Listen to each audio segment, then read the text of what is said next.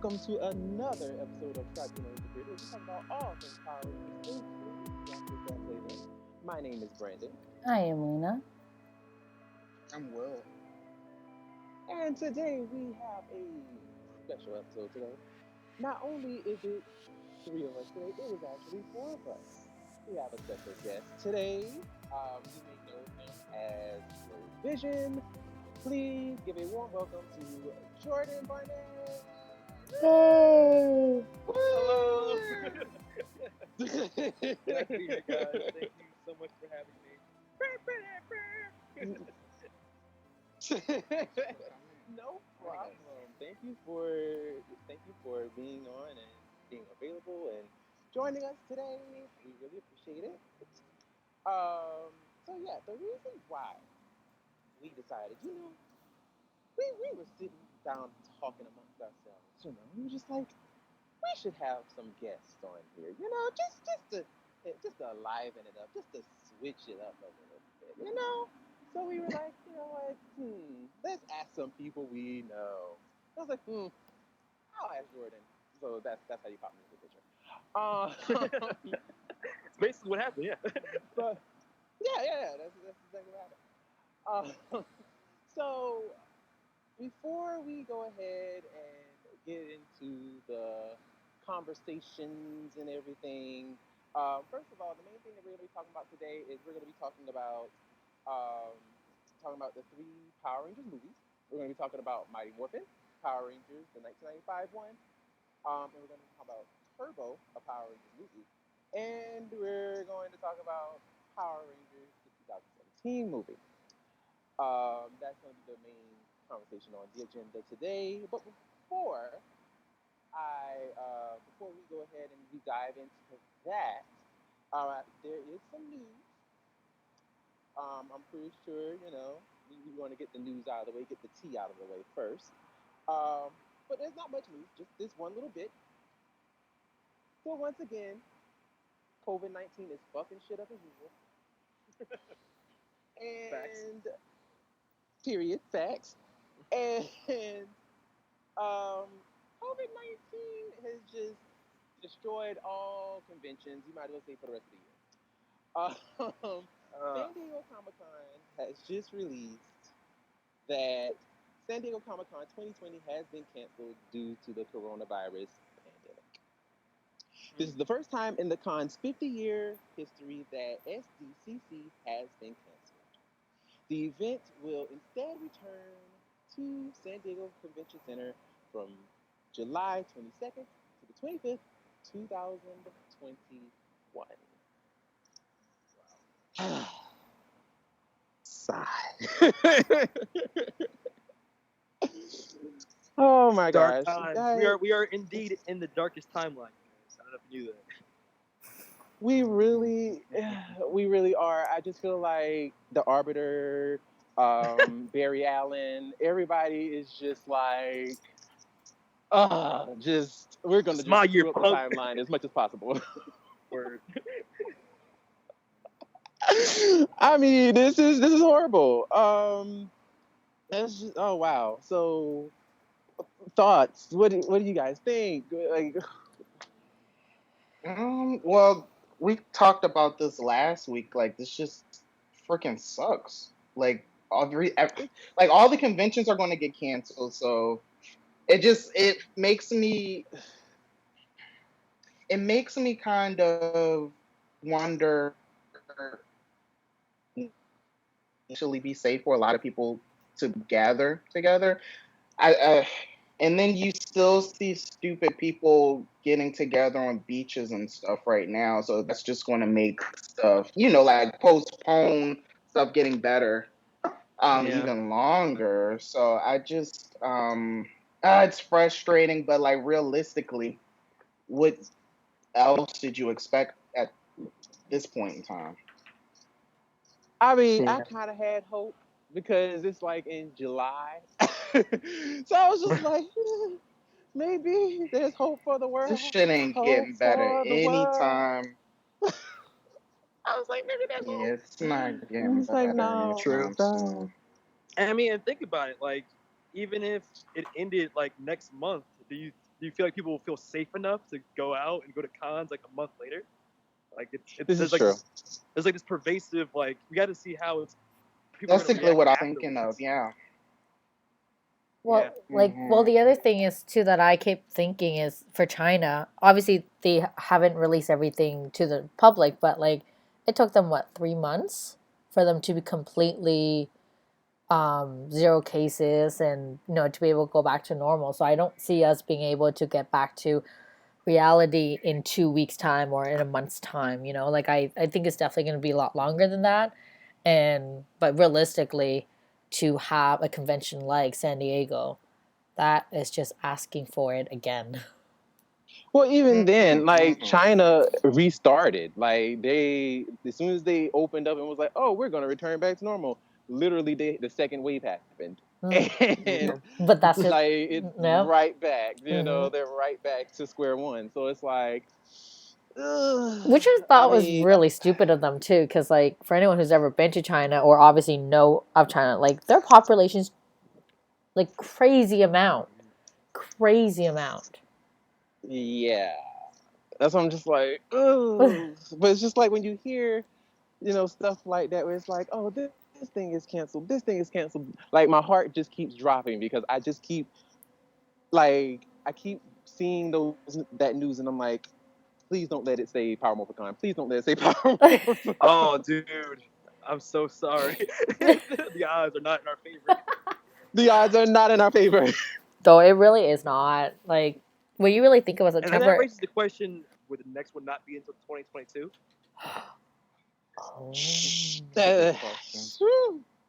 That's a very good question.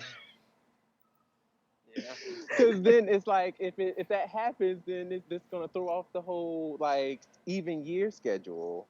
Then it'll be on the odd year. It'll be kind of like potentially it could. Oh, you know what? I'm thinking about Morphicon 1 and 2. I think that was like 3 years apart, but that's even more time apart. I don't know if they will wait that long since they have people who have purchased their tickets already. Maybe they would just do a year, like do it in 2021. Maybe. Yeah. We're in uncharted territory. Right. Yeah. Nobody knows what's happening. So I'm over it. Yeah. Just but anyway. But that's the main bit of news that came out as of recently. So also just we'll keep in mind. So now that we have wrapped up this one bit of news, we're gonna go ahead and move on to you, Jourdan. Oh. So you've been doing your podcast. I'll let you tell us about yourself. Tell us, where can we find you? What you do. Things like that. Talk about yourself. All right. Well, I'm Jourdan Barnett. I'm on the Instagram as the Blerd Vision. That's kind of my main account. It's been inactive for a while because I've been lazy. Same with the podcast, Blerd Vision podcast, that I'm a co-host with my friend Michael, who's on it. It was weekly, but the quarantine kind of crippled our ambitions. I swear we're gonna get back to regular episodes, guys. Don't even. But I'm a writer, director, costume designer, editor. I do a bunch of stuff. I'm the creator of Power Rangers Unworthy on YouTube. That's kind of my biggest passion project right now. And honestly, it's probably where a lot of my energy for my own stuff is gone. Like my meme page and my podcast. I feel like all my energy is being channeled into Unworthy's page, which is on Instagram, Unworthy Productions, and also on YouTube, Unworthy Productions, for anybody that doesn't know. But yeah, that's the main stuff about me. I'm a cosplayer, writer. My day job's boring. I do data entry, but other than that, yeah, that's the ABCs of me. Nice. Awesome. Well, okay, so I know, because the way I started following you was kind of weird. So I'm gonna sound like a straight up stalker. So please don't judge me. But Oh, we're already there. No, But no, like, okay, so the reason why I started following you was because I saw like an interview that you did. I'm not sure who it is. I can't remember which people did it. I want to say it was oh my gosh, I can't remember the name, but they did kind of like a spotlight interview on you because you're a cosplayer and you were generating a lot of basically went viral in a sense. Because you're really good with the cosplays and you're mainly doing like a lot of white characters.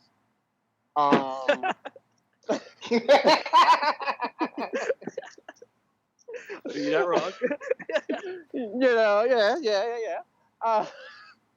And I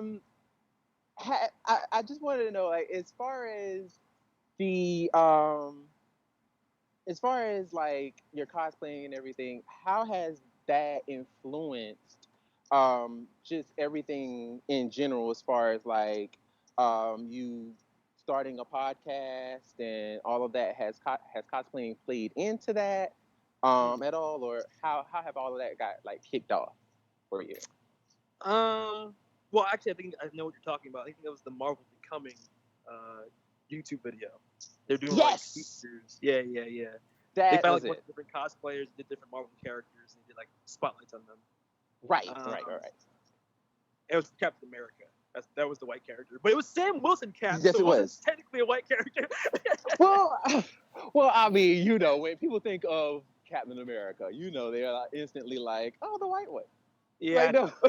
That was the whole angle. Come on, so I get it. But I don't know. I feel like it's maybe the other way around. Like I feel like I like building things. You can't see it in my room right now, but I have like an aquarium that I kind of.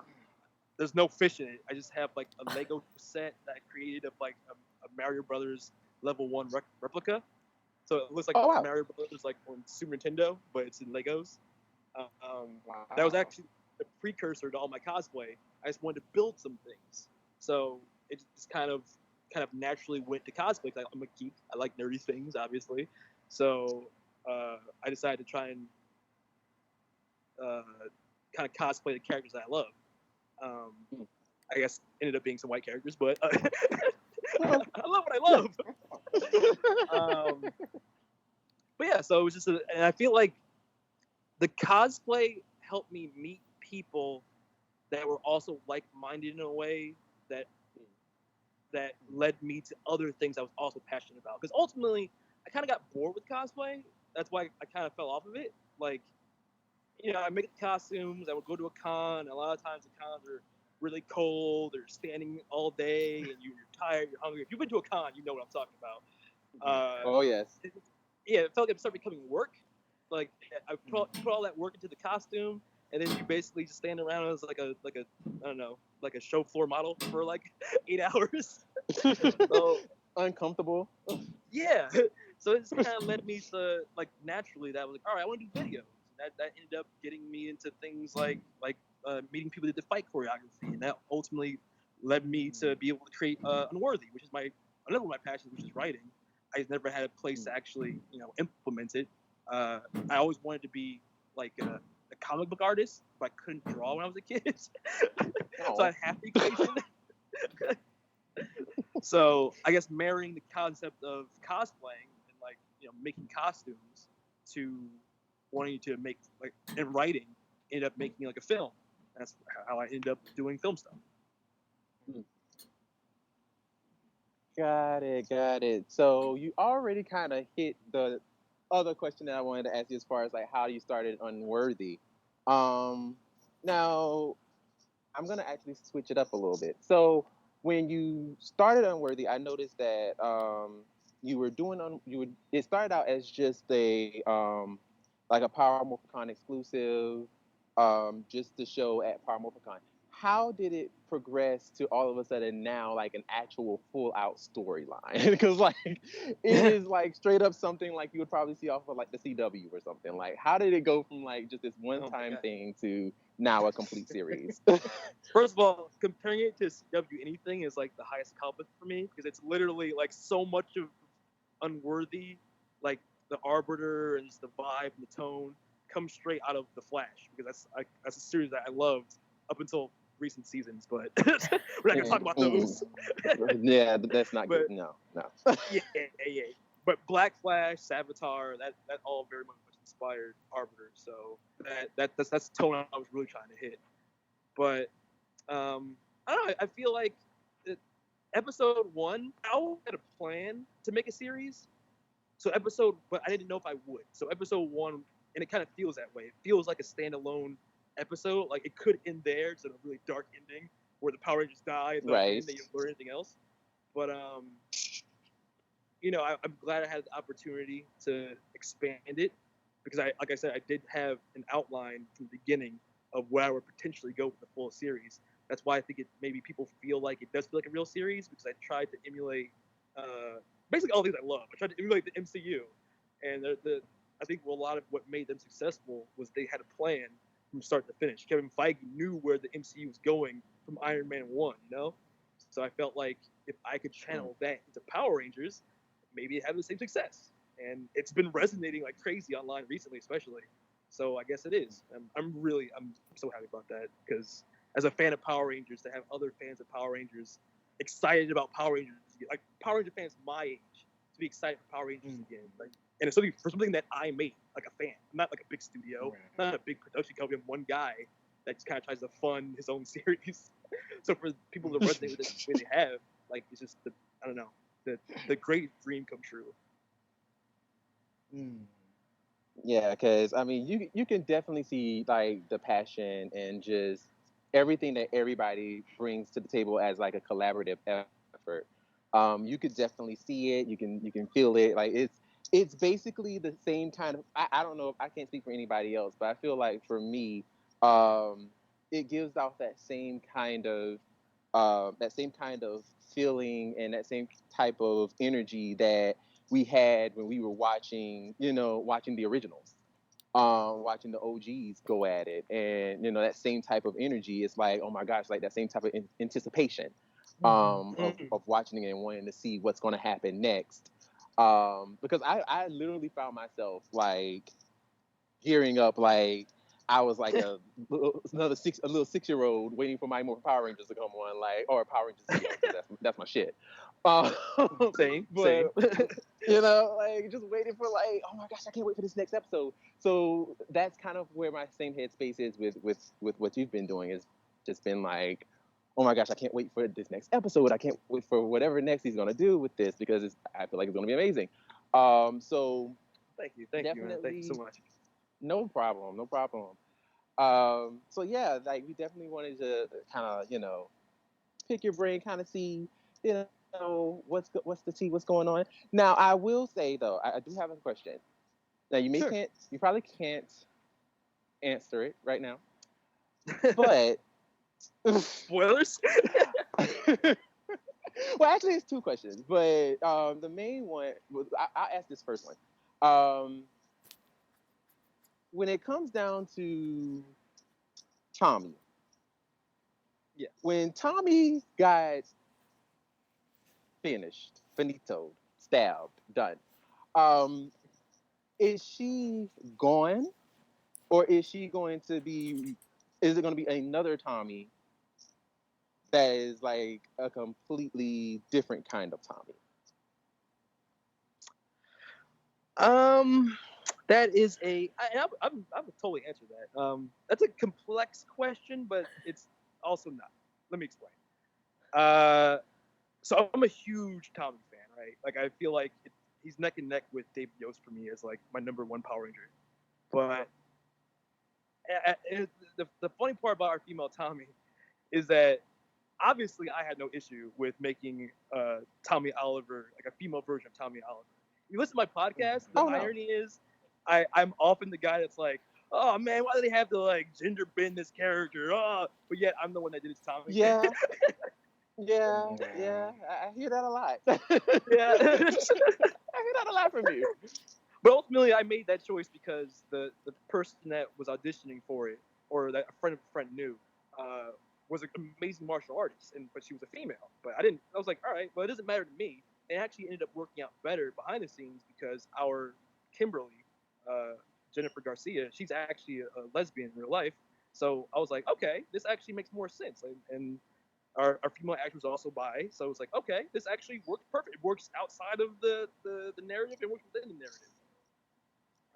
So when I kill her off in episode 2, number one question is she gonna come back? Is she gonna come the White Ranger later on? And I don't think I've ever actually talked about it like on a in a live format or on a podcast or anything. So this is an exclusive for Tribunal the Grid. But the original idea was to bring Tommy Oliver, the female Tommy Oliver. Her name is actually Tommy for the comic. And her nickname's Tommy, as in Tommy Gun, because she kicks so fast. Oh wow! Yeah, deep cuts. Yeah. It's extra story material. The idea of her like being killed and her coming back originally as the White Ranger. Ultimately, that didn't happen because we stopped working with the production company Conraman Studios, which she was a part of. So she won't work with us again for that. But if I could, no, actually, what's better that this ended up happening though, and it changed the story. It had like a ripple effect from that episode onto the last episode. Obviously, I couldn't bring the character back. It actually ended up working better for the story because the theme of Unworthy is actually teamwork. If you notice, a lot of the Rangers in that montage sequence, episode 3, they're usually shown facing the Arbiter alone, and it's because how the Arbiter, he's not like Draken who rolls up on like a world with the whole army. He's like an assassin. He'll show up. He'll attack you when you're separated from the group. He'll attack you when you're not expecting it. And yeah, he's super strong. He can fight you, but usually he's fighting people like 3-4 at a time at most, not fighting full teams. And I wanted to use the multiverse concept, even though I know I couldn't use Tommy anymore. I wanted to use the multiverse concept to kind of please those fans that didn't like the female Tommy that I chose. Even though I still have love for the female Tommy. I think she's an awesome character, especially since we have the actual JDF. Like, you can't replace the real JDF. So it's like, why would you want us to fight? Right. But if you notice, I'm bringing back a lot of other versions of Tommy across the multiverse to give those Tommy fans like myself like a little bit of okay, so I do get my male Tommy and my female Tommy. I can have both. Like I get my cake, I get to eat it too. Right, and they all died, so it's not like one is better than the other. Okay, that's true. Everyone of them died, so it's like, oh, okay. Okay, that's true, but there will be more Tommies, and maybe they won't die. Oh, okay. Well, All right. I'll take that. And my second question is, will there in episode 4? Now, okay, I'm asking because I saw like the Instagram story you put up with the blasters that you got and the communicators. So I know that you can't really. They're probably still forming everything, so you really can't give an answer or anything. But or maybe you can. I don't know. But when it comes down to the to the new props and everything and all of that, are you introducing a new character into the mix to fight the Arbiter? Is it going to be like a regular Ranger, like just well, not a regular Ranger, but like a different Ranger from what we already have coming in to fight the Arbiter? Episode 4 is gonna have less Rangers than episode 3, but episode 3 had a ridiculous amount of Rangers in it, so I don't think we'll ever get to that saturation level again. But episode 4 will have. There's another exclusive. I'll just tell you. We're gonna have 13 Rangers total. Yeah. That's including the 5 Unworthy Rangers. So and Arbiter. So that's another 6 minus 13. I don't know math. Whatever that is. Wow. Yeah. 13 total Power Rangers, and there will be a mixture of cameos Some you've seen already in episode 3 that survived the attack against the Arbiter. If you notice, not everyone in that montage was shown to die on screen, and that was for a reason. Right.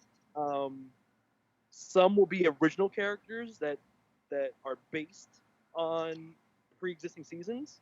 Oh.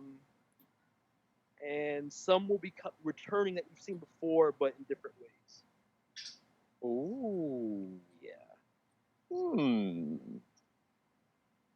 Now, is one of those ones returning, but you see in different ways? One of them is Zach, isn't it? Oh. He is returning, but he is not one of the ones that are in different ways. Oh, okay, all right. Wow. I'm excited now. All right. Well, you heard it here first. I have a question. Got a question. Go for it. Something that I noticed in the last episode was that Rocky was he was training to become the leader, and I didn't realize that he wasn't the leader until episode 3. Like, I thought that because he was red, he was the leader, but now it looks like Tommy was the leader. Was that always did you always have that idea? Is that actually the case? I love that question because there's so much confusion about that online. Like, people are like, is Pink Ranger the leader? Is Green Ranger the leader? Is Rocky the leader? I don't know who the leader is. I feel like that's for me a failing on my part as a writer.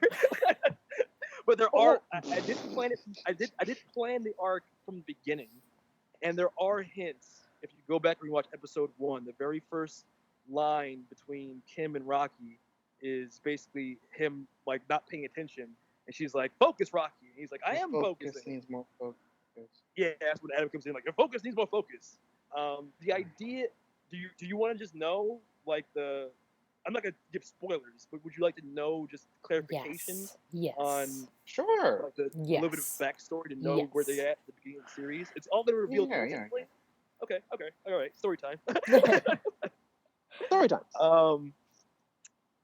So basically, when we find the Power Rangers of Earth 218 at the beginning of Unworthy episode 1, I don't have like exact timeline, but it's been several months to maybe a year after Rocky and Adam joined the team. So the original team in 218 was Jason, Trini, Billy, Zach, and who am I missing? Kim. That was the original 5. Yeah. Then Tommy came in, and this team, like, basically it's like a remix of the original MMPR universe, with some dashes of other stuff in there. But the idea is basically this team is older, so we're not teenagers. Like, we're young adults with attitude. You're actually your own age. So we're a little bit later in our Power Rangers career than the Power Rangers official were at this point in our powers, because we're still Mighty Morphin. Yet, if you notice in the dialogue, we talk about how we've defeated Lord Zed, yet Rita's still alive. So in this universe, Rita and Zed came as a pair, and Lord Zed was like the be-all, end-all, and he ended up getting defeated by us straight out with the Green Ranger, not White. We haven't got to that level yet in 218. And then Rita basically takes up his campaign after he dies. And we will be doing, I've mentioned before too in other places, but we will be doing a Lord Zed spin-off episode called The Fall of Zed that will be basically the final battle between Jason and the other 218 Rangers in the past. That's how Jason, and Rocky mentions this in 3, that's how Jason dies. He dies fighting Zed. So basically, that was all backstory to answer the question, but the idea is, so Tommy's the leader. Yeah, Tommy's the leader, and Rocky and Adam are new. Adam has more martial arts experience. That's why in episode 1 he seemed to be the most in control, even though he's not a original member of the team. But Rocky's inexperienced. So I wanted to carry that over from the original universe, because I always felt like Rocky became the Red Ranger by default, and no one ever talked about it. So like, true. Right. So true. Right? Like, as a kid, I was even like, You are no Jason, and no one even mentions it. At all. At all. Yeah. So I wanted to give Rocky that arc of actually earning like the right to be the leader. So the whole time, even episode 1, the idea is the more experienced Rangers like Kim, she's training Rocky to become a leader. And episode 3 is basically where he finally steps up and is like, all right, I gotta do this. That's where we're at now. Okay. And was that always to not start with the originals? Was that always your plan? There's a early version of Unworthy that is like at the core it's the same, but fundamentally the characters are different, the setting is different, the overall story is different, but a lot of the elements are there. Like the Arbiter, and the Arbiter was always there, but like the characters change depending on who my cast was at the time of planning. So the very, very, very first version of Unworthy, actually, it was Jason. It wasn't even Rocky. Rocky was an idea I had later when I started working with Eric, our current Red Ranger, and he was a spitting image of Steve Cardenas. I don't know how to say his last name. Cardenas. Yeah, he was a spitting image of him. They have a picture together, and they're like, "Oh my God, you're like twins." So that's where the idea of Rocky came in. I was like, you know what? Like, I felt like there was more narratively to do with Rocky than there was with Jason.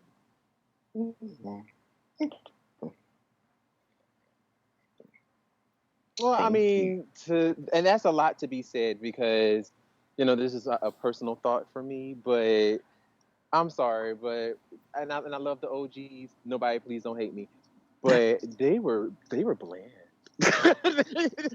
They were kind of bland. I love them, don't fight. but I love them. I know, I totally understand. MMPR, look, I call Power Rangers, especially those early seasons, like a little cult, because it kind of had to be in that window of that age to really appreciate Mighty Morphin in its prime. Because you cannot go back and rewatch those first 2 seasons, 3 seasons. It's like, oh God, what was I doing? No, and that's the thing. Like, I felt that way. Yeah. I felt that way when I watched it back as an adult, but then I kind of just let the charm and the nostalgia get in the way, and then I was like, oh, okay, they'll get away with this acting and this bad editing. But in Power Rangers' defense, I will say this: like I feel like the strong seasons are still strong. So like Space is my favorite season. I feel like that ending. That's why I homaged it. Episode 3 with Jourdan death. Like that's one of my favorite moments in childhood. The fact they killed Jourdan, bruh. Killed him. It was for the greater good. He didn't come back.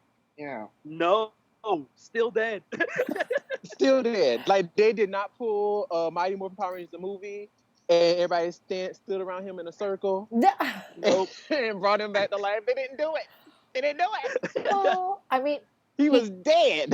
He's technically alive in a different universe, I'm sure. Maybe. I don't know. Maybe. You know? I'm going to use that as my headcanon. I'll take it. Right. Just this dimension Jourdan is dead. But maybe he's like somewhere else, just like living it up, living his best life. Yeah. Like, dad, he was stupid. Anybody tell me going to help them doggone teenagers? Right. Well, speaking of, we're gonna switch gears because we're speaking of the Mighty Morphin Power Rangers the movie. So the main topic at hand is are the actual 3 movies. So I understand that, of course, MMPR, the movie, that is like everybody's heart. I'm pretty sure everybody can agree that is like the first one. So it's like it resonates the most with everybody. Are you ready? Yes.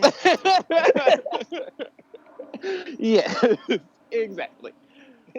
Like, there's just so many things that is just like so nostalgic from that movie that is just like, oh my gosh, like I can just turn it on at any point and enjoy it.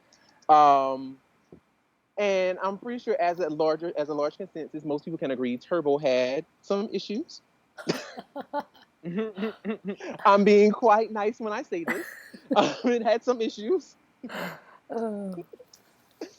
And it's mostly divisive when it gets to 2017. Some people are like, I like it. Some people were like, I don't. They could have left this alone. I'm one of those people. I'm like, I liked it, but some people didn't. I just want to get everybody's feedback, have a little discussion. What worked, what didn't, which one you like more. Okay. Well, I mean, if you see episode 1 of Unworthy, you see the direct reference I've made to the 2017 movies, to the part I don't like Goldar being a big gold lava thing. Like, what the hell was that? Like, as soon as I saw that, I literally caught that reference. That was some movie executive being like, his name's Goldar, right? Make him gold! Like, what? I hated that. But that being said, I did like that movie overall. And I feel like the irony of it is, it did what I thought was the harder part with a Power Rangers movie, which was nail the characters. I think it totally nailed the characters. I feel like it nailed the tone. I feel like where it missed the ball was all the Power Ranger stuff when it came to the. I mean, I'm kind of in the middle about the costume design, but just the lack of martial arts action in most of that movie, except for the very tail end. That cliff fight was so criminally short. I don't know if you guys have seen it, but there is I think I posted before on the Worthy page. There's a previs of the stunt choreography that was used for that fight that was completely cut out. Yeah, yes. Aaron. It was amazing. Like, if that was in the movie, it would be like a 10 out of 10. I was like, why would... My cats disagree with me, and they knocked my phone out. I was wondering. I thought you got so upset that you threw the mic. No. Like, God damn it. God damn it, people. Why did you mess up? Why did you mess up this movie? They tried their best. We get it. We get it, Jourdan. You're passionate. Calm down. Get on my soapbox. But yeah, overall, I did enjoy that movie, though. I just wish, like, they even had the Power Rangers theme song in it. I feel like was loved. It just got lost somewhere in development. And I was actually excited for the sequel. I wish they didn't cancel it. But as a fan of Power Rangers, I would say my favorite is the 1995 movie, just for all the reasons you already said, with the nostalgia and everything. And there's so many quotes. It's so quotable, even to this day. Ooh, where's my autograph book? Like, it's cheesy in the best way possible. And then Turbo existed. That's all we'll say about that. Now, hold on. You can't do Turbo like that. You can't do Turbo like that. Bro, you can't do Turbo like that. The premise is about driving cars, and the whole middle was on a boat. Like, what? I could hear another mic thrown. Like, this is it.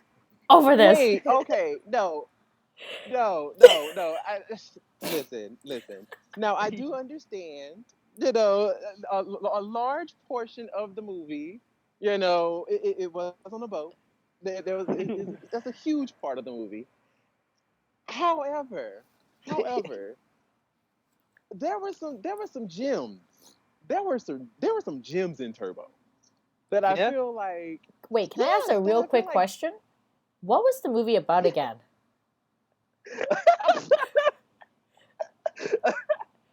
They had First of all, y'all gonna stop shading Turbo. Y'all gonna stop shading Turbo. They had to save Jason and Kimberly and from what though? Family.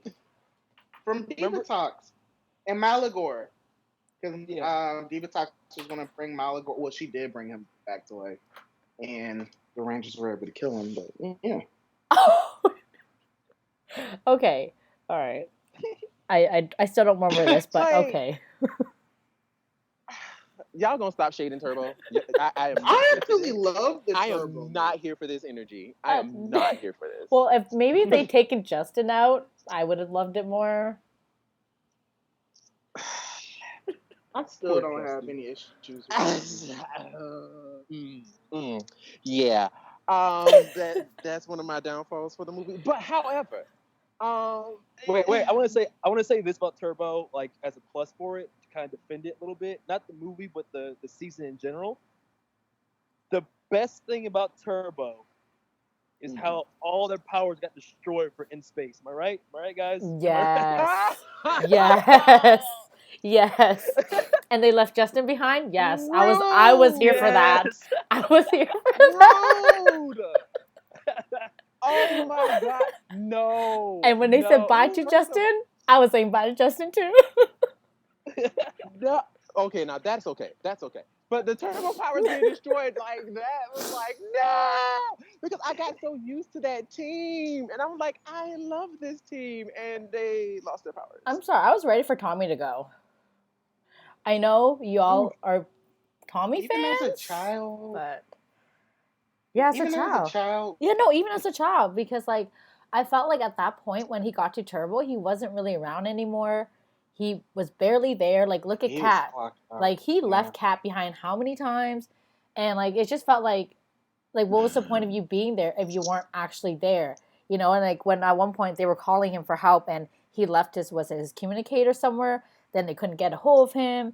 It just wasn't there, you know? So I was ready for him to go. So when I was really glad when they obviously got rid of him, got rid of Justin, and moved on. Well, I mean, like I like the successors though. I thought the successors they changed the tone of the show, which I like, and that's like, kind of like where I have like kind of like a love-hate relationship with Turbo, because Turbo with the first team with Tommy and the pre-existing Zeo Rangers basically, sans Justin. I love the return of them bringing back the fight scenes. Like, yes, them that was the bringing best thing back about the that fights season. was the best thing about Turbo. Like, and they were not pulling punches. Like, they would get punched, and like they actually got hit. Yeah, they actually were getting their behinds kicked, and I'm like, I love this. Like, give me more. Like, I love this. Like, they're getting punched in the stomach. Like, they're getting knocked around, getting tossed around, all without being in Ranger form. And I'm like, holy crap! Like, this is great. Like, this is awesome. So I really like that. Like I said, there were a lot of gems in Turbo, especially the movie, because like the whole fight. I'm sorry, that whole third act for me, that was the movie for me. Like, everything else before it, I really didn't care. But the third act, I'll give you that. of the movie, I really loved it. Like, I actually loved the third act because it was just like, that's when it felt like Power Rangers. Like, it felt like, oh crap, like this is what I came for, you know? Also, Evil Jason, that was awesome. Yo, yes, Evil Jason and Evil Kimberly, especially when Kimberly was like, Kink is out, and she kicked Kat. She kicked her in her stomach. I said, "Oh, that was." She kicked her because Kat had jumped in that car and kidnapped Tommy, and she was trying to break them two up since day one, and that was aggression. She said, "You know what, girl, you broke up with him." I don't care. I don't care. That was from before. She said, that was payback. That was payback. Never got you back. That's what I felt like. That's what I felt like. In my own context, in my own head, I was like, oh yes, Kimberly, you did that. I see you. I see you, sis. I see you. Like I'm sorry. Like, there's just so many things. And then like when Jason was like, who got the muscles and the power? Like, and like he was about to toss Tommy ass in that damn pit. Like, just so much. I loved it. Like, it was just like, this is what I need in my life. And then the Megazord sequence, just like that was the best Megazord like formation out of all three movies. Formation, yeah. I'll give Like, you that. The Megazord and Turbo was way better than 95. Way oh better. They're all God, three. yeah. All three movies. All three. Yeah, I don't know like, what the the third- 2017 Megazord was. Like 2017 movie, literally, like they just combined in the fire. Like you didn't see nothing. No. You just saw like some things clicking and fire everywhere, then an explosion, and then you seen the Megazord rise out of the fire. And why Like, didn't it have a face? Yeah. And I didn't like the fact that you couldn't really see the colors, so you didn't really know how the different Zords connected. Yeah. you had I no remember idea. that was something that disappointed me when I first saw what it would look like before it came out. And then I thought that they were at least going to explain it in the movie with the transformation. And then, like you said, they transformed in the fire and didn't really show you much of anything. I think that was like their lazy way of getting out of it because like because It's a when you think possibility. no that because when you think about it, when you think about like kind of like what you said, how it was all put together, it didn't really make sense either, and it was interesting that they weren't like how you know how in all of our series they were in the cockpit together, but in this one they were like taking a limb. So I thought that was really interesting too. So I guess they were like, you know what, how are we gonna explain this? Ah, forget. Let's just throw them into the fire, have them transform, and then call it a day. And that went against the whole together we are more thing, them Yep. not being together in the cockpit and being separately Right. with all the limbs. I get it. I get being separate in the limbs in a sense, but at the same time, really they're just working by themselves to do that. If they were in the cockpit together, that would actually be more of a teamwork thing. Absolutely. I like it, the 2017 movie. Oh. Okay. As much as I loved it, now I'm starting to talk about it out loud, and it's starting to make me sound like I hate it. Which is not the case. It's not the case. I promise. But that was like the main part of the movie that just I felt like the Zords, that whole Zord fight was way too long. It was way too long for me. The I best felt like part it was was the too theme long. song. That was it. But yeah, I agree. I agree. For me, like me too. It was just like when the theme song comes on and they all come rushing out. I'm like, holy shit, that's awesome. And then after that, it's like, I'm like, whoa, what's happening? What is this? What is this? Like, I'm like, no. Like it was just, I couldn't do it. I was like, this is a no. Again, and then, like, doesn't that feel like an executive somewhere was like, Power Rangers, Kanye's Power? Come on, guys. Could have been. And I think for me, that's exactly what it felt like. And then the thing what threw off, like when you sung that chorus right there, I thought when that part came on, it was gonna be like, oh yeah, they're gonna know what to do, kind of like the TV series where they suddenly magically knew what to do and came together to fight this. But then when that chorus came on, but then they failed, and I was like, wait, I'm confuzzled now. What is happening? I thought that was funny, the fact that they fell. I don't know. Like I just, for me, I hate when and this is just like in general. This is just like a general consensus when soundtracks don't match. Like just putting random songs into stuff is just like, no, don't do that. If anything, I would have settled with an instrumental from the TV show. Yeah. Like, give me that. Like something original, or just something original. But power. I mean, why not use the original tune, like the dun, dun, dun, dun, dun? Like, why not put that in more? I don't understand why not. Right, and remix it, like make it more dramatic. Yeah. Like more dramatic, Okay. more something. But to literally just give us this up to date song, and it's like, no, no, no, like, and then, like I said, the fight scene itself was just very lackluster to me. Like, it was extremely lackluster. And I don't know whether it was because of the way the Zords looked to me, because I wasn't a fan of the way they looked. It was the choreography. They were just slow punching each other. Yeah, yeah. Like, I've even when seen they it. were like fighting the putties, the little golems, because they weren't putties to me, golems. When they were fighting those things, like, it was just like, oh, okay, this is cute. Okay, okay. And this lasted for like 20 minutes before they finally got to form the Zord. I'm just like, come on, like, can we speed this up? Can we speed it up? Can we speed it up? Can we speed it up? I had the opposite problem. I feel like that cliff fight was way too short. Like, they cut out that entire sequence. It was basically just like, oh, no. That is fine. Like, that, the cliff fight, like, the actual fight scene, I wanted more of that. Oh, okay. Like, I wanted more of the actual fight.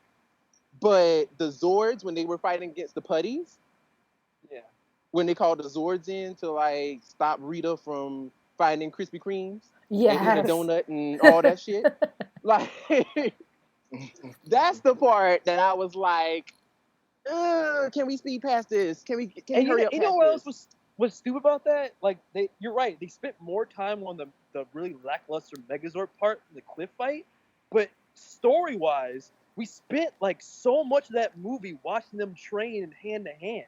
So why would you cut out the hand to hand fight? The hand to hand. Like, what? So unsatisfying. Like, this is what they trained for. They went through all of this, getting beaten, bloody, bruised, just to have a 2-minute fight. And that's a strong ass hologram, right? And not even just that. Like, we didn't. I personally didn't feel like they improved, because we didn't get to see the improvement after all those training session, right? Because they went straight to the Zor, and then them struggling in the Zor for a while. Yeah. But to be fair, they were training for what, like 8 days, if that, or maybe a little bit longer. Like less than 2 weeks they were training, so they could only really learn so much. Oh, but come on, Will. Now, you seen the moves that they were doing when they were in Ranger form. Like, they learned a lot. Yeah. Oh, I know, right? They were like proficient martial artists for 2 minutes. Like, come on now. I wonder if that was all of them, or if it was like what we've seen in Power Rangers before. As soon as they morph, they just know things. I wonder if it was that, because they didn't really do a great job of explaining that. No, but well, they never did in the show either. Right, but even if they did give us that, I would have been fine with it, because, like, given what they gave us, like, they were so confuzzled, they were lost, they didn't know what they were doing, and then to have that Power theme song come on, I was like, oh, I was expecting more uplifting, like, this is gonna go somewhere, and then it failed. And then, yeah. Now, I will say this though. Now, it sounds like we're beating up the movie. I personally am not. However, I love the movie. I love the movie. I love the movie a lot. I just have an issue with just the last act, just the last third act. I agree. Mainly, everything before it, I'm like the opposite with Turbo. Everything before it, I loved. I was like, oh my god, this is amazing. And like, I've seen so many people, and I've actually gotten into discussions with people who were just like, oh my god, the movie was so slow. I didn't feel like it was slow at all. No, I loved it. Like, I loved every detail. I was literally glued to the screen. I saw it 3 times in theater. I think I saw 4 times in theater. I saw it 2 times. And then twice at home. I would have saw it 3 times, but somebody said I should save my money. Wow. Well, I was like kind of unemployed at the time, so I probably should have. Well, I mean, you ain't had to buy no popcorn or nothing. Right? Watch the movie. Go on Tuesday. Do you guys have like half price Tuesday or something? Right. No, I was just gonna say that, like, as far as just like that, the movie in general, like, I really loved it. I loved how they found the coins. I like just everything that I felt like everything was explained. Yeah. Yeah. Everything made sense. Whereas on the original TV show, it was just like Jourdan just randomly picked these 5 random ass teenagers. He could have picked anybody in the world, but it was something about those teenagers which we don't know why. We don't have no clue. Attitude. And they were wearing the right colors in that day. Exactly. They were wearing the right colors that day. For whatever reason, he just picked these 5 people and told them, okay, you got to save the world. Like, so they really went through the whole rigmarole of actually explaining, like, okay, this is why they have these powers. And I liked how Jourdan was really like jealous of Jason for the fact that he was able to take on the Red Ranger role and not him. See, I didn't like that though. I didn't like Jourdan having that. I didn't like that weird like, oh, I'm gonna be the Red Ranger and you're not. I'm like, what? It feels gross to me. I didn't really? I liked it. Yeah. I liked it in the sense that because with the original Jourdan, he always just seemed so noble, so giving, so willing, right? And so it's just kind of nice to see a different side of him where he's like, no, I wanted to be the one to do this. I want, and like who better than me, so it was really nice to see that transit where he got to a point where he had to choose, do I save young Billy or do I save myself, right? It was really nice to see him come to that point. It works because he's not like a benevolent like mentor figure in a globe. He was a Red Ranger that died. Yeah. So I do understand in this story why he would want his body back, and it does make more sense that he's the one that played Rita and not some random kid. Yeah. So I do get it. For me, my Jourdan is the guy in the floating head. In the tube, yeah. No, which is fair, right? And like... And like he was, I think like all these years we never really questioned it either. Like why how did he even get there? Like like obviously they eventually explained it, but like as a kid, I remember we just kind of accepted and we're like, yeah, that's cool. Like a floating guy in the head, picking 5 random teenagers, kind of like what we all just said, right? But it's really nice to see that no, he ended up there. He was not loving it, and he was angry, and it was just kind of good to see him like come to terms with the fact that what, this is not his life anymore. He could do so much more with what he has now versus like, coming back, living in a world that he truly doesn't belong anymore and he won't fit in, Yeah. It gave him an arc. It is good for his character. Yeah. Right. Oh, and initially about being slow. You said before about feeling like, or people feeling like it was slow. I feel like the only way you feel like the movie's slow is if you're just waiting for action. That's what the movie really lacked in the first 2/3. Like there's literally no action for the most part, just them training. So like you're just waiting for the Power Rangers to start. But in terms of like character development, I think they did that so well. Absolutely, that was my favorite thing about the entire movie was the cast and the fact that we established all 5 of them. There might have been maybe like probably 2 in particular that could have used a little bit more. But we still pretty much knew who they were. That was absolutely my favorite part of the film. But the action stuff, I definitely felt like they could have had the original season of Power Rangers was about martial arts action. Most of the cast were martial artists or had some sort of athletic background where they could take to the fight scene. So the fact that they didn't really give us too much of that was disappointing. I'm kind of wondering like where it would have fit in there because they established that they needed the armor to face against the putties because the putties are made out of like concrete, basically. Well, that was number 1. I don't know why they made them like that. Right. Yeah.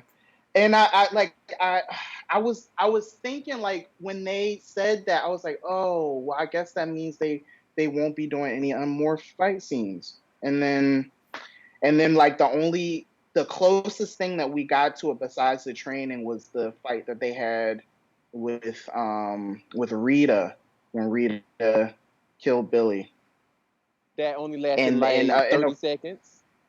Yeah, and I think she got hit like one time. Yeah, she got like punched in the. She got headbutted maybe, or like she kicked their ass basically. But what was interesting is that like kind of going back to what we were saying, how like the putties were made of clay or whatever, but didn't they all have some crazy amount of super strength? That was, I thought that was the reason why they added that, you know, so they were able to punch these putties. But they never used that. And so even when they headbutted Rita, I thought she would have gone down a lot harder, because I'm going, wait, didn't you all just randomly get some super strength and was a lot stronger than you expected to be and didn't know how to control it at first? I thought that was the reason why they added that, because the fact that their putties were made of clay instead of like just normal putties, you know.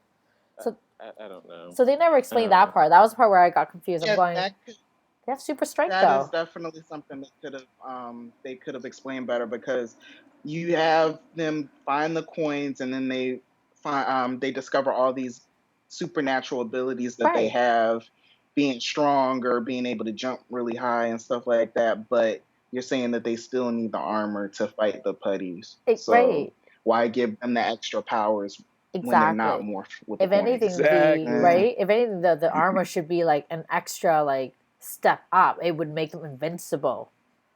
Yeah, pretty much. Yeah. And that would make really high stakes for a putty fight in the middle of the movie. Right. Yeah. Exactly. Oh, they could have better movie, guys. Better movie. Yeah, they could have redone the first morph sequence from Day of the Dumpster, where they're getting their asses beat, and then now we morph. Exactly. But nobody watched Power Rangers, obviously. That's why Goldar was made out of gold. No. And Goldar had such a great personality. I can't believe that they just wanted him to be this gold faceless thing with no personality. It wasn't of the day. Oh, I'm sorry. I said it wasn't even a good design. No, it wasn't. Yeah, it was lazy as hell. It wasn't a good design at all. And then they were jetting. Like, I don't care what anyone says. They were jetting. Deep cuts. They were jetting.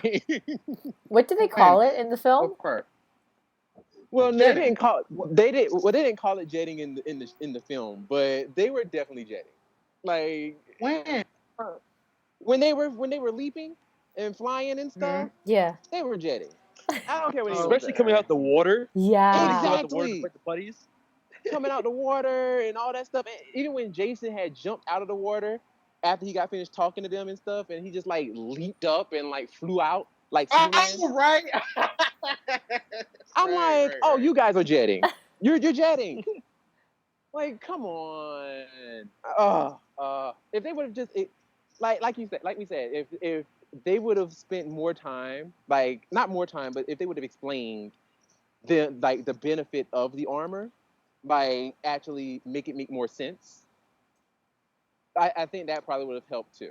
Because the armor, even if they just would have said the armor is just there to protect you, but also to shield your identity, that would have nailed it like right there. Yeah. Instead of saying you need it to fight the putties, because in actuality they really didn't need it to fight the putties. They really didn't need it. Well, after gaining all those super powers, jetting and like being able to breathe underwater or not breathe, what were they doing? Just holding their breath? I can't remember now. Yeah, that was weird. Like that was they were definitely breathing. Like that was really cool. I was like, I wish I had that ability. You know, like with all those really cool powers that they gain, like I just wish they explained that way more and to have them be like, oh, you're gonna need the armor to fight the putties, but why? The putty isn't your main concern. But I don't know. You know, the putty wasn't your main concern. I don't know, but yeah. And even then, like, and this is, I guess, going to MMPR, the movie, the 1995 one. Like, I guess for me, and this is just the thing with Power Rangers in general. My question is, and this was never explained, but when they actually aren't Rangers, are they like somewhat superhuman? or are they just regular teenagers until they That is transform? a good question. Oh. That is a good question because how can to take it up a couple of seasons? How could a 12-year-old fight against grunts and monsters without being morphed? That is a good question. They never explain. But then yet there are seasons But where they have like superpowers as civilians, like in Dino Thunder. right, Yes. Right, and that makes sense. That makes sense because they have the ability, they have the power to be able to to become rangers and all of that. So it would make sense that the power would be in them as well. And I mean, even in Mighty Morphin, like we know that there's cases of them actually having the power in them because, for example, when Kimberly when Kimberly had her power stolen, she was practically dying because the energy was being like siphoned away from her so much to the point where like it was connecting with her actual life force. So and if that's the case, we have to remember that one. It might not have been like that for the original coins, but we know for a fact that it was like that for the ninja coins, and they're different power source. well, So no, like not really, because remember with the Green Ranger when he switched his powers, when he gave his powers to Jason, he totally said, "I feel different. Yeah. Something's wrong. Like I feel different." Before he actually gave his powers away, like he felt different. So and then my thing is it like they actually have superpowers? Like are they like heightened in some sort of way to be able to like fight them without their needing their abilities or needing the morph or what? Like what's the T? Because it was never explained. I always assumed that they were just normal kids until they morphed, unless explicitly stated otherwise, like in Ninja Storm or something. I always kind of felt like they were somewhat superhuman, but not really. Like they didn't have like superhuman strength or anything like that, but they were heightened just enough to where it was like, okay, if we need to, defend ourselves, we can without having to actually have. I have a counter for that though, because when when Rocky, Adam, and Aisha were introduced, they held their own against the putties before they had her. Oh. True. But then again, when they were introduced as like ninjas, though. They were. Like, but still, they had the strength to throw these. I don't want to say mythical. If you want to get really real, thing. there have been times like Bulk and Skull have beaten putties and gotten away. You know what I mean? Like, right. That's right. true. This is true. King for a Day. That Zeo episode. That's actually one of my favorite fight scenes. With Bulk and Skull against the Cogs. That was off. And they weren't even like fighting. They were just like evading them. Oh, Bulk and I'm going to Skull. assume that at least the original Rangers don't have any extra powers. And I'm going to use the 95 movie as an example of that. Because then what's the difference between them being normal and then Jetty, where they're just wearing like the ninja costumes? And they are doing superhuman things in those costumes, like the corkscrew kick and stuff. Right. Well, that might be the power then. That might actually be the power because, like, yeah, that would make sense. That would make sense because even on the TV show when they turned into rainbow colored Ku Klux Klan members, they. Yo, I'm mad because especially on the TV show, it definitely looks like that. It does, and I understand that they were trying to hide their faces, but come on now. Oh, that's come awesome. on now. Like, I'm just like, I get you're trying to hide your faces, but y'all look crazy. But White Power Ranger. Oh my gosh.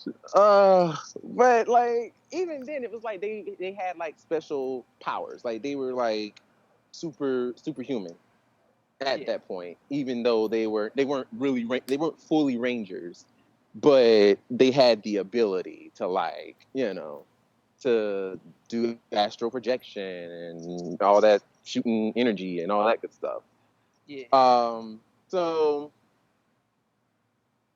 I guess for me, it's kind of like speaking of just like the movie. I guess for me, it felt like they were superhuman in a sense. Like while they were fighting the Uzman, it felt like they were somewhat superhuman because if you look at that fight scene, when they were if you look at the fight scene where they were fighting the Uzman, they like some of the stuff that they were doing was just very, very superhuman.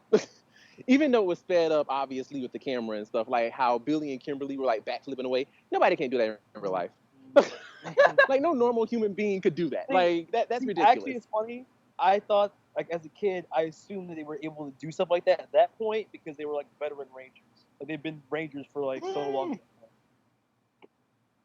You see, I felt like they were superhuman. I felt like they were. Could be. It could be. Because it was just like, what the hell? Like, it's just like, oh, okay. Like, y'all just like backflipping out of, like, okay, all right. Interesting. But I don't know, like, that's where I kind of drew the line of like, oh, they might have like some sort of special ability or something. But I do want to say though, when it comes to the actual suits in the movie, I did not care for the armor. I didn't care for the armored look of the suit. Oh, wait. Helmets. Which one Whoa, pause. The suits. The helmets, I loved. Did not like the suits. Oh, I agree with that. Which one are we talking about? Wow. What you mean? The 1995, the movie. Yeah, I didn't. I didn't like the suits, but I loved the helmets. Like the helmets were dope to me. Like I love the helmets. But it's so funny. I love the suits. I feel like those are my favorite of all three movies. Really? They're so bulky. I didn't care for them. I could see that too. I'm not the only helmet that I didn't like was Kimberly's because it was so far different than the TV show one. It was like it. I don't want to say horns. It looked like she had, but it wasn't as symmetrical, and that just threw me off. I like Kimberly's helmet. Yeah, I don't. Told me that before, and I was like, because it makes sense. It looks like a flying pterodactyl rather than just a ribbon going around her face. Like you could see the wings, and I'm like, oh, this makes sense. Okay, instead of like a whole ribbon, it's like this looks dumb. Like I mean, it doesn't look dumb. I mean, it's iconic, but it's just like I like the movie one better. I'm the minority, I guess, since I like the suits, but I will say that the random like helmet power-ups, where it's like Ice is like, I'll turn on a flashlight. What? That was so random. Right? I was like, wait, wouldn't they all have it? Like, what? No, just her. And then just her. Apparently just her. Yeah, he had like the random predator vision that did nothing. Nothing. Nothing. The only thing recently I saw that Adam was supposed to have one, but they just didn't put it in there. I think it was it might have been with his either it was his movie action figure or there was like a sketch of his suit, and apparently Adam was going to have a special helmet as well, but they just didn't show it in there. They should have cut it all out. It's all useless. I agree. Or at least give them like random new weapons. Give them random new weapons. Like my thing is, what was I gonna say? The only thing I didn't like about the suit was, I'm not sure if you guys noticed this, but it made them look a lot shorter than they were.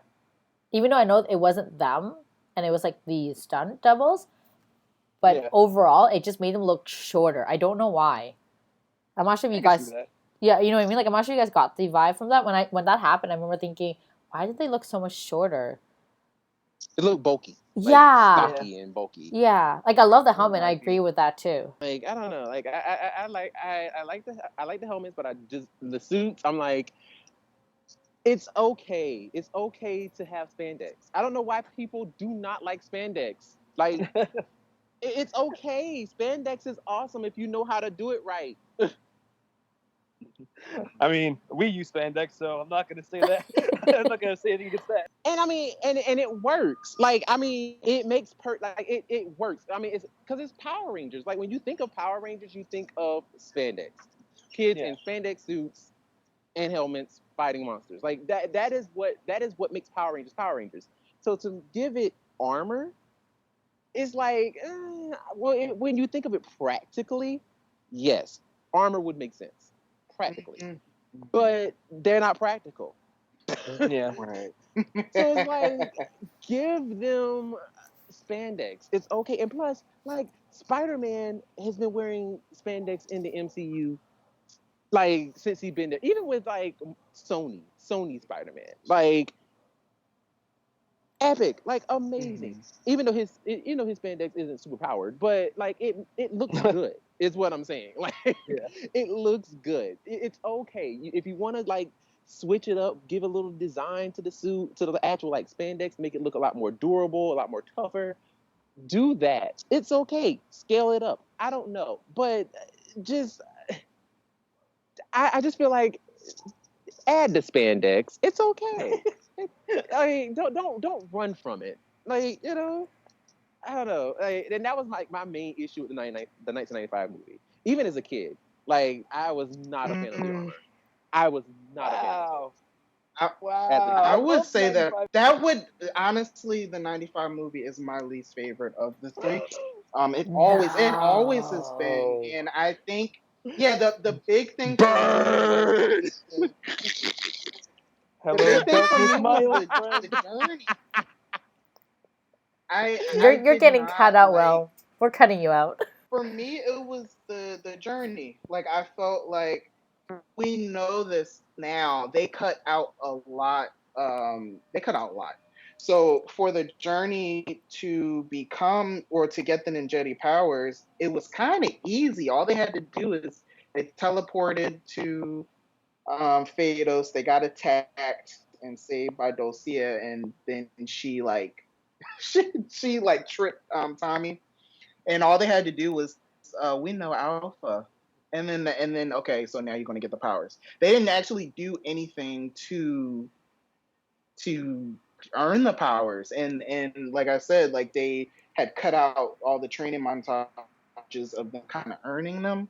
So that was something for me that I always had a problem with that whole journey. I felt like the journey could have been better, and that's why I always like the Turbo movie better, because I just felt like the journey to try to get through the Nemesis Triangle was a little bit more fun. And I'll even say that I like the Ninja Quest in season 3 of Power Rangers better than the movie. In saying that, I am able to watch that movie back though, and I still get like those nostalgic feelings. But just out of those 3 movies, that is number 3.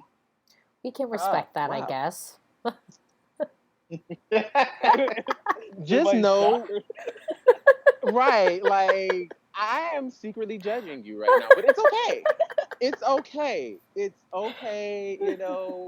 We are a podcast of many different opinions. It's okay.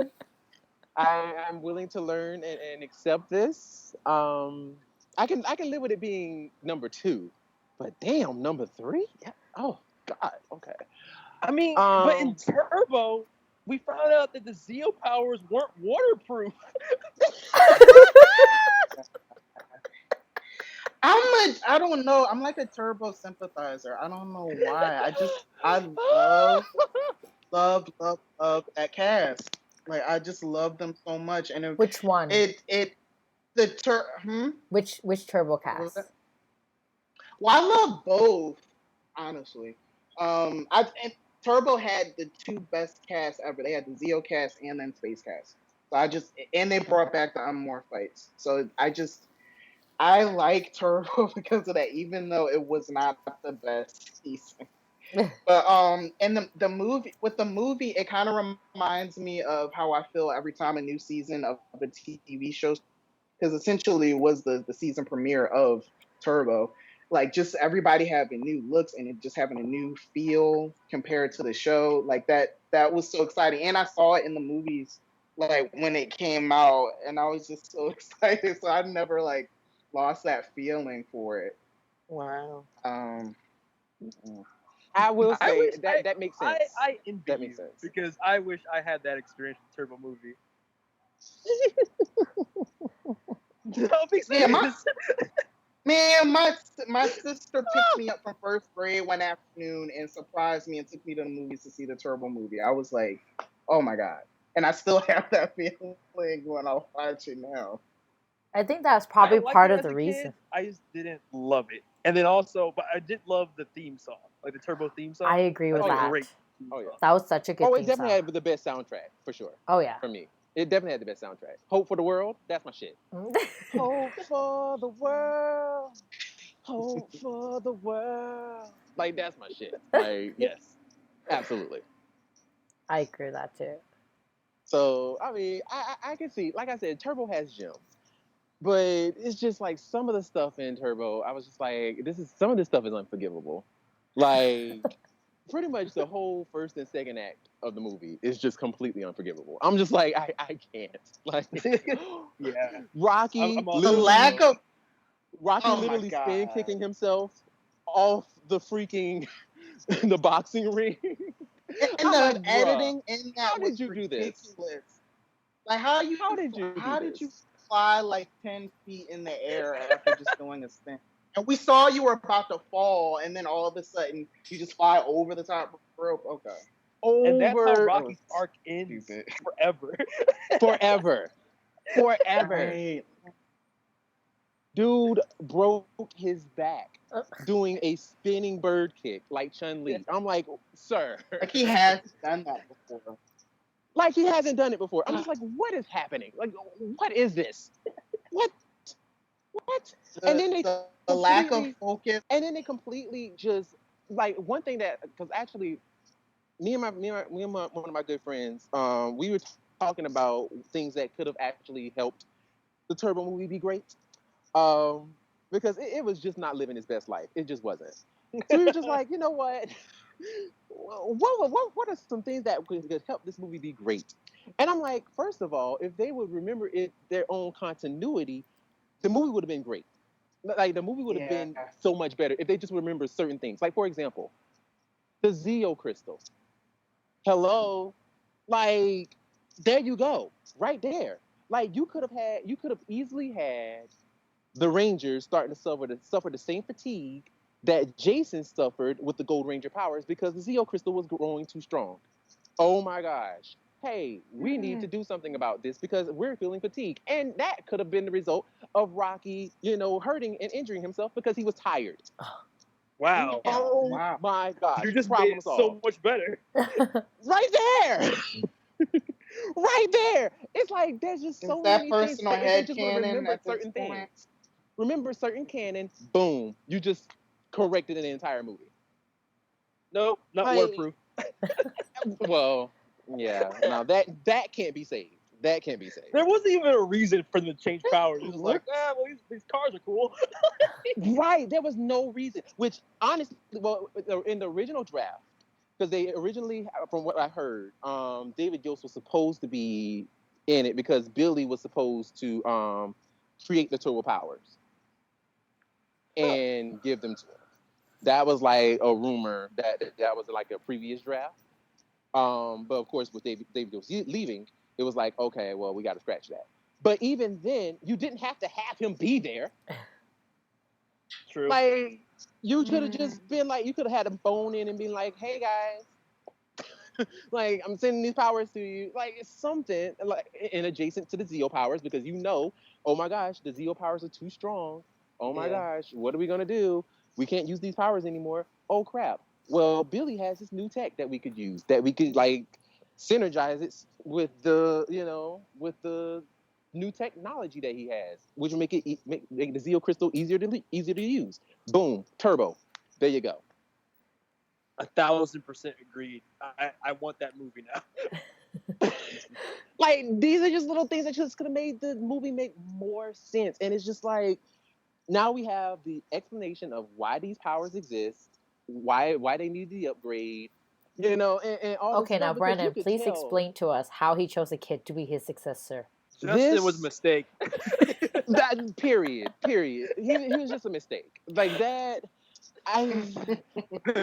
Here's my Justin fix. No Justin.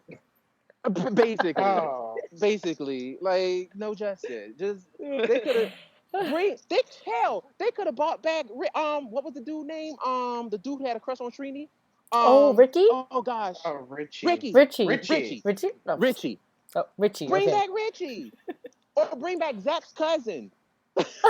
See, I Bring back like Zach. Foster enough, I guess, but like no Justin. Well, respect to him, but no Justin. No Justin. Like I'm just they y'all If could you're gonna have bring back a did kid, anybody. If you're gonna bring in a kid, why not bring in that kid from the other movie, 95? Right. Because he lived in Australia. Oh, never mind. Well, oh yeah, he was an Australian actor, wasn't he? And canonically, it's not in the same universe. So. This is true. Wait, This is true. It's not in the same right. universe. Yeah. The movies and the show aren't the same, right? Yeah, they're not in the same universe. That makes sense. But still, it's like y'all could have you created a Justin character. You could create another character. Like, oh wait, I want to ask you guys a question since we're talking about differences between the shows and the movie. If you had a choice, would you have preferred Ninjor in the 95 movie to Dulcia? I like Dulcia, so. That's a tough one. Ninjor. I prefer Ninjor. I mean, Okay. I like her because I thought she was hot, and she was very empowering. So I was like, I don't know. I think I'll go with that. And Ninja had a weird voice. Like I couldn't handle his voice. I was like, why? That's why I wanted Ninjor. I loved his voice. I was like, what's wrong with your voice? And this is as a kid, right? Jourdan, you did a great job on your Ninjor impersonation. I thought you really had the voice actor. First of all, my friend Jeffrey Reyes, he's an amazing voice actor. But Ninjor for me grew on me. Like as a kid, I hated him, but as I've gotten older, I appreciate his voice. Yes, and that's what I was just gonna say. it. As an adult, I actually appreciate it, but as a kid, I was like, what's wrong with his voice? I don't understand. Yeah. For me, like I'm alone in this because as a kid, I loved it. I was like the power of ninja. I was waiting for an elf. I love this. I was waiting for Give an me elf to more come of out or this. something, like out of his like robotic like I don't take shield. him seriously. Oh, I think that I didn't really take him seriously. it's the I voice. don't think you were supposed to. Honestly, I really don't. I don't think you were supposed to because when he was first introduced, you knew he was supposed to be slapstick immediately because the way he was reading the kids, like he was reading them for filth. He was just like, "Go away, please." and this has what to do with me. Like, I mean, he was just like reading. Right. And I'm like, Literally. oh, I love him. I love him. Like if they put him in the movie and like had them, had him like, fight or whatever, and then they're like, oh, we're looking for the ninja powers, and he's like, go away, please, or whatever. It's like, oh yes, this is great. This is great. This is great. I love it. Like, I don't know. I'm alone in this, but I like Ninjor. I always love Ninjor. Always. And then like She got written out. I wish he would have gotten a proper write out. He just disappeared after Wait, did he ever get turned back to normal size? I thought he was in space. Yeah, he did. He wasn't in the final battle? I don't know. No, he wasn't. I don't remember, but he wasn't. Oh, no, he wasn't. He wasn't in the final battle. I know. No, basically, Ninjor. They did actually say what happened to him in Zeo. They said he returned back to his cave. Oh. Bye. That's it. Okay. That's it. He just went home. And was like, okay. Bye, y'all. He's like, y'all handle that over there. Ninja powers no more? I'm out. Peace. Dude. Wow. Okay. All right. Yeah, so I do remember they did explain that Ninjor was back in his cave because they explained that on episode 2 of Zeo. They did that. They did him dirty. return to his cave. That's it. Nothing further. At least they did that. Wow, but I don't even remember. Word. Yeah, so I'm just like, but still, I'm like, I don't know. I liked it. But I will say this, though. What I did not like in the 1995 movie, though, and this always mind boggled me as a kid. Like, I was doing mind gymnastics with this shit. I felt like, like how they did the Star Wars trail down at the very beginning of the movie? Yeah. They made it seem like the original team was the team in the movie. Like, they made it seem like they were the original Day of the Dumpster Kids. Oh, I see what you're saying. I didn't like that because I'm But like, wait, wasn't that because that whole change in cast happened like before the movie? So it was supposed to be Jason and them. Right. Yeah, and I mean, like, I understand now as an adult. Like, I get it now, but as a kid, it was like when the opening movie comes up and it's like, oh, okay, cool, and then everybody's jumping up on the airplane ready to jump, and I see this black girl with braids, this Latino dude, and an Asian dude. I'm like, whoa, hold up.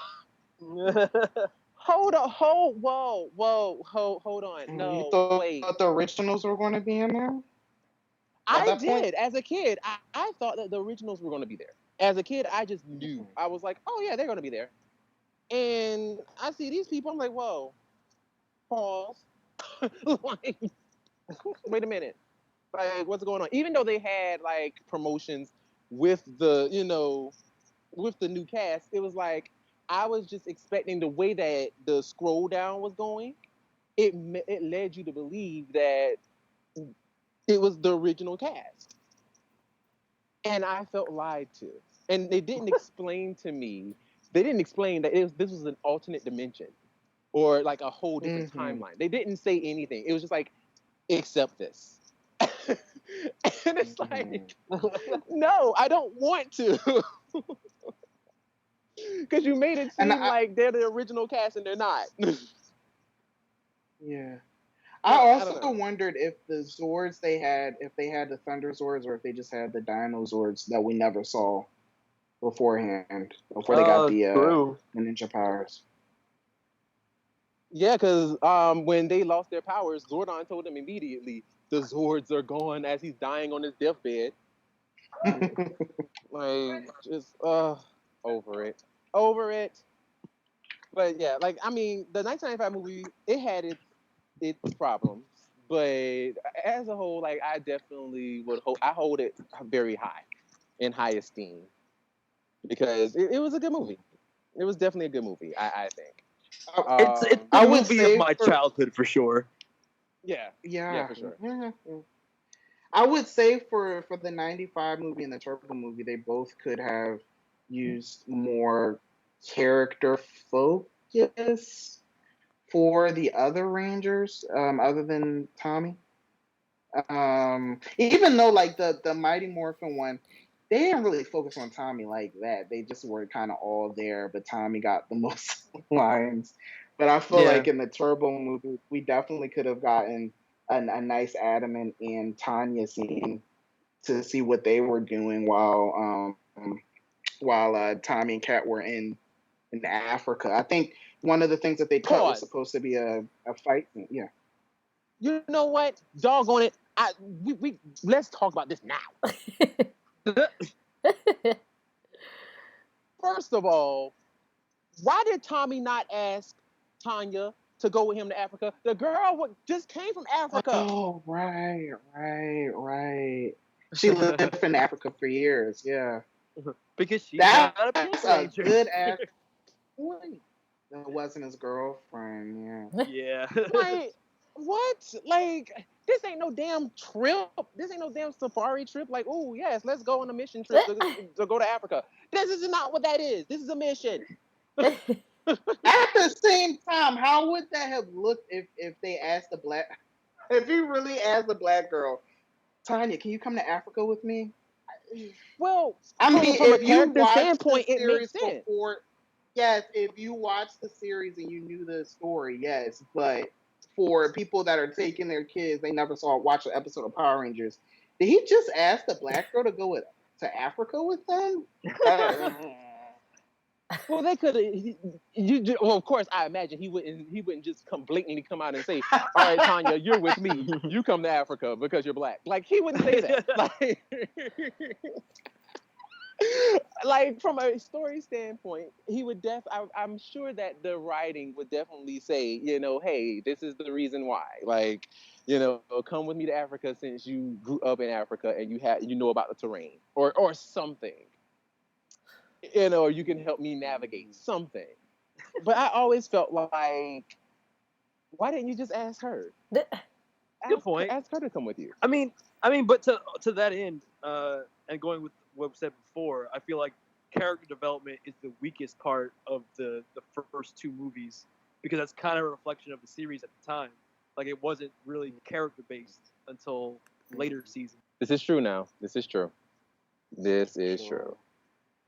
Like granted, Rocky, even Adam wasn't really characterized well until later.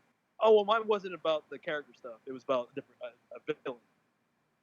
Oh no, I was just basic character. Like I was just gonna say with Rocky, like they did kind of give Rocky a little bit more in Zeo because we learned that Rocky's a playboy. Aside from just being a doofus, he's a playboy, and he's jealous. So I'm like, we learned some bits about Rocky. We learned some stuff. Adam was still, there. But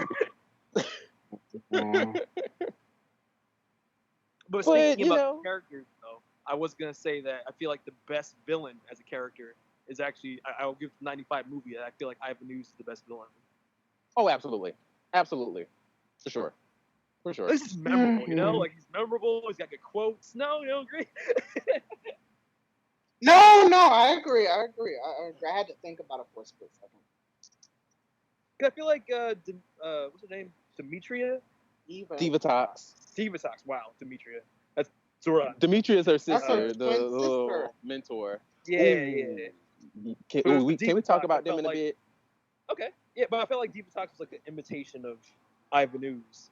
And then then Rita in the 2017 movie, even she felt like shades of like the campiness of like an Ivan Ooze, but like she didn't do it as well for me anyway. Yeah, that was something weird about the way that Elizabeth Banks portrayed Rita. I've watched it so much that I just I got over at this point. But when I watched it initially, I'm like, ooh, she's kind of going over the top with this. Yeah, and it's only her too. Like everybody else is kind of playing. Yeah. I can appreciate it more now. She tried to do something different. Yeah, she was interesting for sure. It's just that in the all three of the villains, I felt like Ivan Ooze at least like he hit the tone he was going for, and he did it in the most memorable way. And it worked. I feel like that. I feel like he's an iconic Power Rangers figure that's not even a part of like the TV canon. Like he was very memorable in his role. Well, and to say that, especially with Rita, I honestly felt like she was the only one too that was really trying to go for what the TV show had portrayed rather than what everybody else was doing, because everybody else kind of had their own idea of what their characters were. And I felt like her Rita, I felt like she had an idea of what her Rita was, but she wanted to try to, I felt like she was also trying to play homage to Machika Soga version of Rita. Not even old girl, the other one.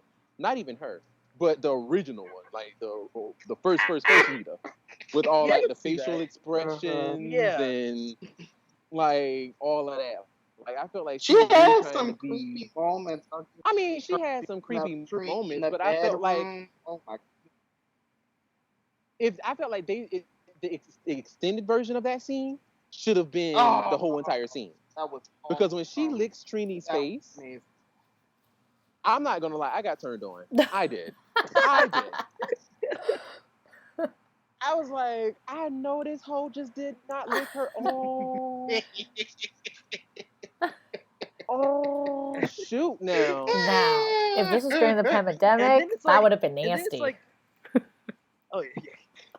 It's like she's oddly like adorable because she's talking about like where are the Krispy Kremes or like you know what I mean like or find me where the dead shits live. Like what?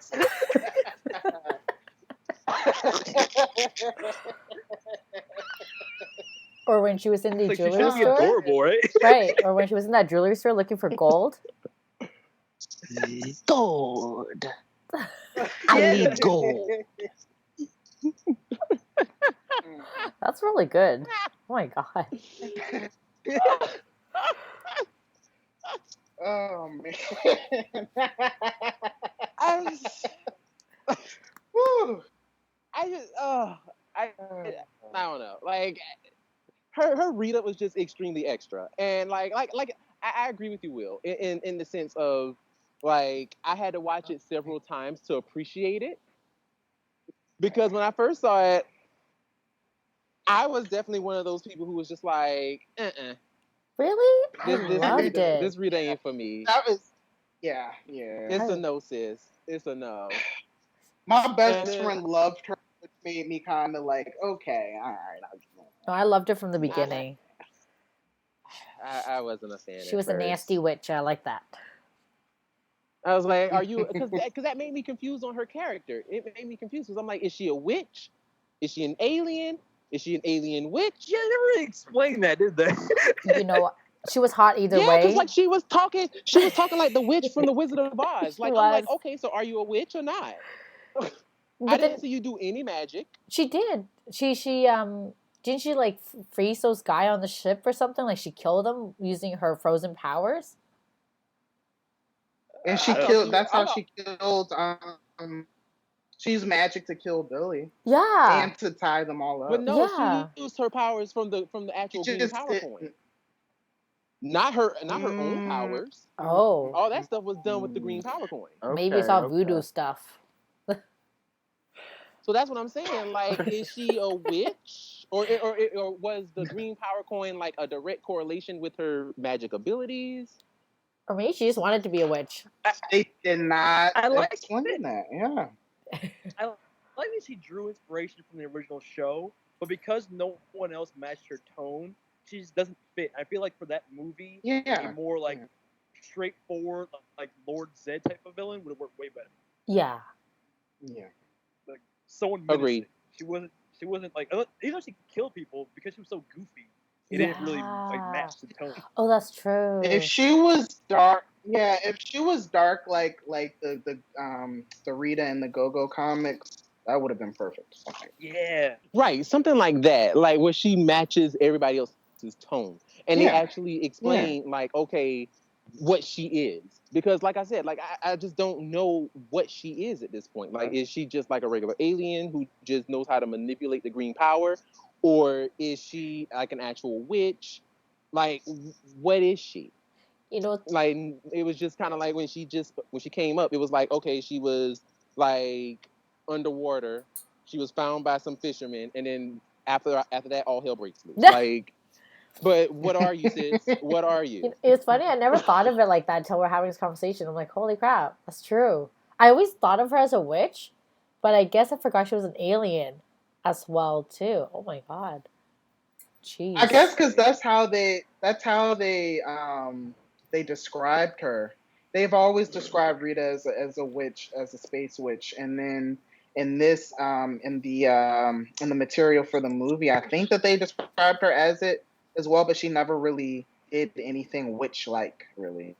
Right, because I'm waiting to see the skull Spells. with her, doing the magic voodoo spells. But question though, was she like an alien, just like Jourdan, or was she like a different kind of species?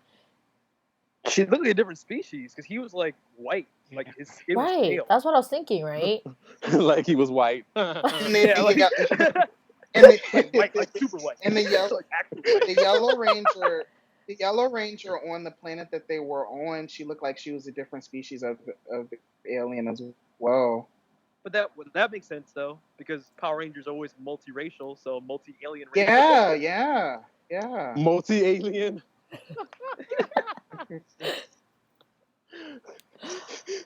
Oh. Alien rights, people. Alien rights. Can you imagine if it was like the same thing? Like it was like a black colored alien as a Black Ranger? Like, what the hell, guys? But wait, you have wait. Pause, because we got to talk about this. There were no black aliens. We didn't see any. I didn't see any. Anybody see any black aliens in there? I don't know. I'm questioning my. Cover all. But aliens at all. We only saw like 3 of the Rangers, right? We didn't see most of them. This is true. However, if you want to cover all the gamuts, you got to have at least one darker one. One darker alien, and we did not see that. Jourdan was just as white could be. Rita was regular flesh tone, and so was the yellow one. Regular flesh tone. I need dark. You know, come on now. He didn't even get screen time. Racist. Power Rangers reeling its racist ugly head again. Wait. So what's everybody's order? For the movies? Oh. Yeah. For me, I definitely like the 1995 first, and then the 2017 movie, and then the last would be the Turbo. Okay. I would probably say mine would be mine would probably be actually, to be honest, 2017 first. 1995, then Turbo. Really? I'm impressed. For me, it would be 2017 Turbo and then the 95. Well. Oh, that hurts my soul. Right? I was like, well. Okay, and you guys were fine. It was 95, 2017, and then Turbo. But I feel like 2017 and 95 are kind of interchangeable because they're good for different reasons. Yes, I agree. Right. 95 is good for nostalgia, but the 2017 is just a better movie, but just drops the ball with Power Rangers stuff. No, I 100% agree. And I like how fun 1995 was in the beginning too. You know, like just all the little cuteness and how, like the whole friendship vibe that they got going on. All the cute little things they did in the beginning. I love that. That was such a cute scene. I still love the soundtrack from the 95 movie. Me too. Yeah. He's like, yeah. Yeah, you might get death threats in your DMs. We can't help you if you do. This will not be the first time. Trust me, this will not be the first time that I said something controversial, and then all of a sudden somebody's like, "I hate you. I want your whole house to burn down or some shit." I'm like, "Oh my god, like, Jesus Christ!" Like, but like, I don't know. Like, I just feel like when it comes to the 1995 movie, for me, like, and the reason why I like dogging it is because 1, I'm a troll. 2. Because people are like, they act like it's the holy grail of the Power Rangers movies. And in some way it is. But we cannot deny when some people are just being mad extra for no reason.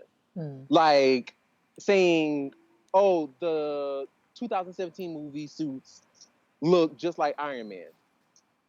Oh, yeah, for sure. Like, you're just saying that because you don't like the suits. Yeah. They did like, look kind of Iron Man like though. No. The only thing that looks Iron Man like is the little glowing chest thing. Like, that's the only thing. I didn't get that. Why did they make it like that? Like, what was the purpose of it? It's supposed to be the diamond in the middle, but they just like. But according was Iron Man inspired. The Israelite the glowing chest thing was supposed to be the morphing grid energy flowing through them. Makes sense. So according to him, that's what it was supposed to symbolize. But shouldn't it have it be more glowy, more glittery, so that way it doesn't resemble Iron Man? Well, it had the little space-looking, nebula-looking thing on the inside. I don't know. I guess they're saying the morphing grid is supposed to be like resembling like a space thing or something, a space anomaly. I don't know. I don't know. I just But that's didn't like basically what it was. alien dinosaurs. Like the suits didn't really look like dinosaurs, and the Zords didn't look like dinosaurs. No, The they whole did theme not. was out of whack.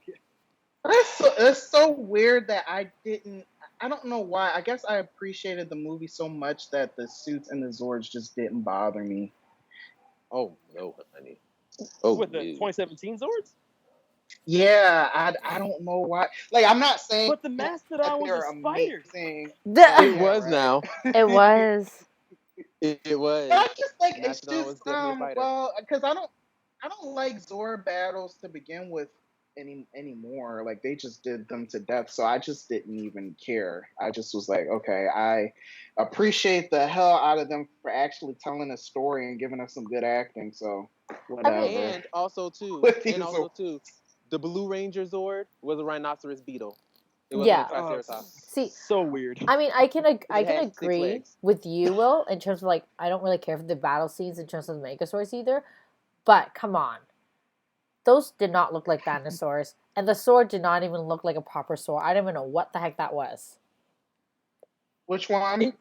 The 2017 one, The like Tyrannosaurus? No. all of them. The Tyrannosaurus, or you said the sword? The sword. The Zord, Oh, like in general. The Zord. Okay. Yeah, like in general, like I agree with you Oh, in terms of not liking the battle scenes with the Zord. Like I'm not really into that anymore. But at least half the Zords look like dinosaurs. But then why did they even use the dinosaur theme? Because that was the other thing I couldn't figure out. Because where Zordon was from, there was no dinosaur. Not from Earth. Yeah, he explained it.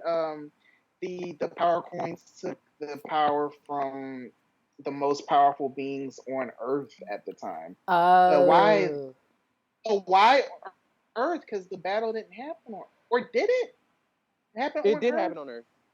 Yeah, it happened in ancient prehistoric time.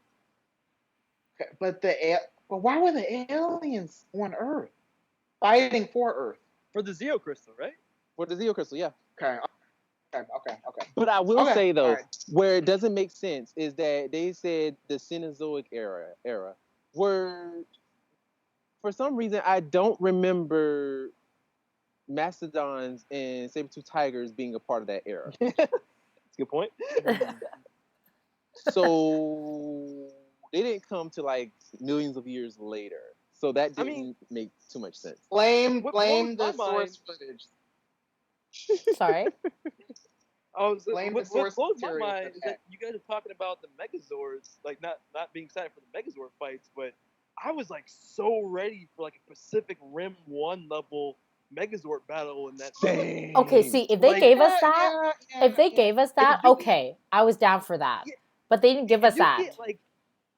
I mean, if you do it right and you get scale in the sense of how epic those things would be, like moving like that, like it's a travesty that Pacific Rim 1 had a better Megazord fight. So Power Rangers did. No, this is no. I'll definitely say, like, for me on the show, after Mighty Morphin, I can't remember when exactly, but I just got sick of the Megazord battles because they were so repetitive, and they did them. And some seasons, it seemed like they did them every episode, and it was like I'm rolling my eyes because it's like I want some more storytelling. Like, you just use your weapons to kill the monster. Do we need a Megazord battle right now? You could be like giving us something else. But for the movie, though, I will say I was excited to see the Zords just because it's like, that's a big part of Power Rangers. I like the fact that they did a German suplex. I'm a big wrestling fan, so I was like freaking out when they. I don't know. Like, it's just one of those things where it's like, as far as like the Zord battles, like I'm like you, Lena. I was never really a Zord battle person. But with the movies, you know, like obviously the Zords have to be in the movie because that's the only movie you're gonna get. That's the only thing you're gonna get. You're not gonna get anything else. You're not gonna have episodes to where you can feature them again. So you have to show them. in the movie. So it makes sense. But in this situation, though, I just feel like for the 1995 movie, it's a little forgivable. It's forgivable because that was They tried. they had graphics. They didn't have CGI. They had graphics. That's funny. So it was just like, so it looks a little wonky. It looks crazy. I could not believe that the actual head of the Megazord was smiling. Right? Like, if you look at it hard enough, that thing is helmet, smiling. It was. It was so jank. I was like, oh my god, why is her helmet smiling? Like, why is this thing smiling? It looks crazy. But like, and even the whole battle, like, if you look at it, like, the whole battle in the movie, it looks crazy. Like, it's bad. It looked like it was done off of like a Windows PC. Like, it looked awful. But when I was a kid, I didn't really think about it. But like, no, and that's the thing. Like, if as a kid, it was like, oh well, back then, when we were children, that was premium movie quality. Bro, when Aisha pulled that lever to kick Ivan News in the balls, that made my whole childhood. Yeah. That was awesome. She's like, I know how to take care of this. Taking care of business. Listen, like, she saved the world. I don't care what nobody says. The Power Rangers did not save the world. Aisha Campbell saved the world, okay? She saved the world. Like, no. A sister saved the world. Let's give a sister props where props are due. She saved everybody. Wasn't even the power sword. It was a swift kick to the dick. Period. That sword got kicked. The sword got out of there quick too. It sure did. Well, Ivan destroyed that quick. He was like, get that out of there. Ivan said, nope. So 90s. Oh, man. But does anyone else have anything else that they want to add? Anything you want to bring up, or anything you want to talk about? For the 2017 movie, they did a comic follow-up to it. They did, which was nice. But I would love if somehow, some way they could like continue that series as a comic. But even the comic follow comic it didn't give us a lot. Like, it just kind of gave us what we sort of. It was literally like a week later or something. It didn't give us a lot. Yeah. No. I love those freaking characters. Like, I miss them so much, and I would love to see them again. I love, and we had a conversation about this. I guess we talked about it would be something else if they did like a CW thing. This is this is never going to happen, but like if they did the 2017 film like a continuation in like a CW format, that would be kind of cool. But yeah, I miss that. I just miss it. I'm so sad that we're not getting any more with that. I really like that cast. Like, that cast, I think what made the movie for me, not so much of like their characters were really good, but like that cast alone I really enjoyed. True. They had good chemistry too. They did. Oh, sorry, they do. They do. Yeah. Like, I love. It's random, but I love that scene where they're talking by the campfire. Yeah, that's my favorite. Oh, yeah. Sure, for sure. Oh, I cry every single time. Every single time without a fail. Every time. Like, especially when Trini has her moment. I'm like, girl, I was with you. Arguably, you could say that was, well, for me personally, I think that was probably maybe the best scene of the film. Like, even, like, as far as like the fight scenes and all that stuff goes, like that, just to really establish the characters and to bond them, I thought that was really a very special scene. And I really like how like it was their idea to do it, not like Jourdan's idea or Alpha's idea. It was like their own idea to do it. Only they nailed that third act. Right. You know, I would have been fine if they did the whole same Aisha Camel situation where they just kicked Rita in across instead of the slap. The slap was kind of silly. That bitch slap was awesome. Though. I love that. I actually love that. No, I loved it, but then when you really think about it again, I'm like, well, didn't he do that to someone? Yeah, he did that to the bully. And then it's almost like it was like a circle, like they're finishing up the film with that. Callback. To be fair, that slap that Jason did in the beginning was like the hardest slap I've ever heard in a movie ever. First of all, like he slapped him like dudes like took his money and just did not give it back. Like he slapped dude like he owed him money. I'm like, oh my God. First of all, I felt some type of way looking at the movie when he slapped him. I felt some type of way. You get like disrespect you like that, bro? Period. I'm like, oh no, we would have been fighting. Ain't no way in the world I would have stood there and took that. Like, you slapped me like that? Oh no. You was in shock. You was in shock. Did you just slap me? First of all, there would have been no asking. There would have been no asking. You slapped the taste out of my mouth, sir. No. No.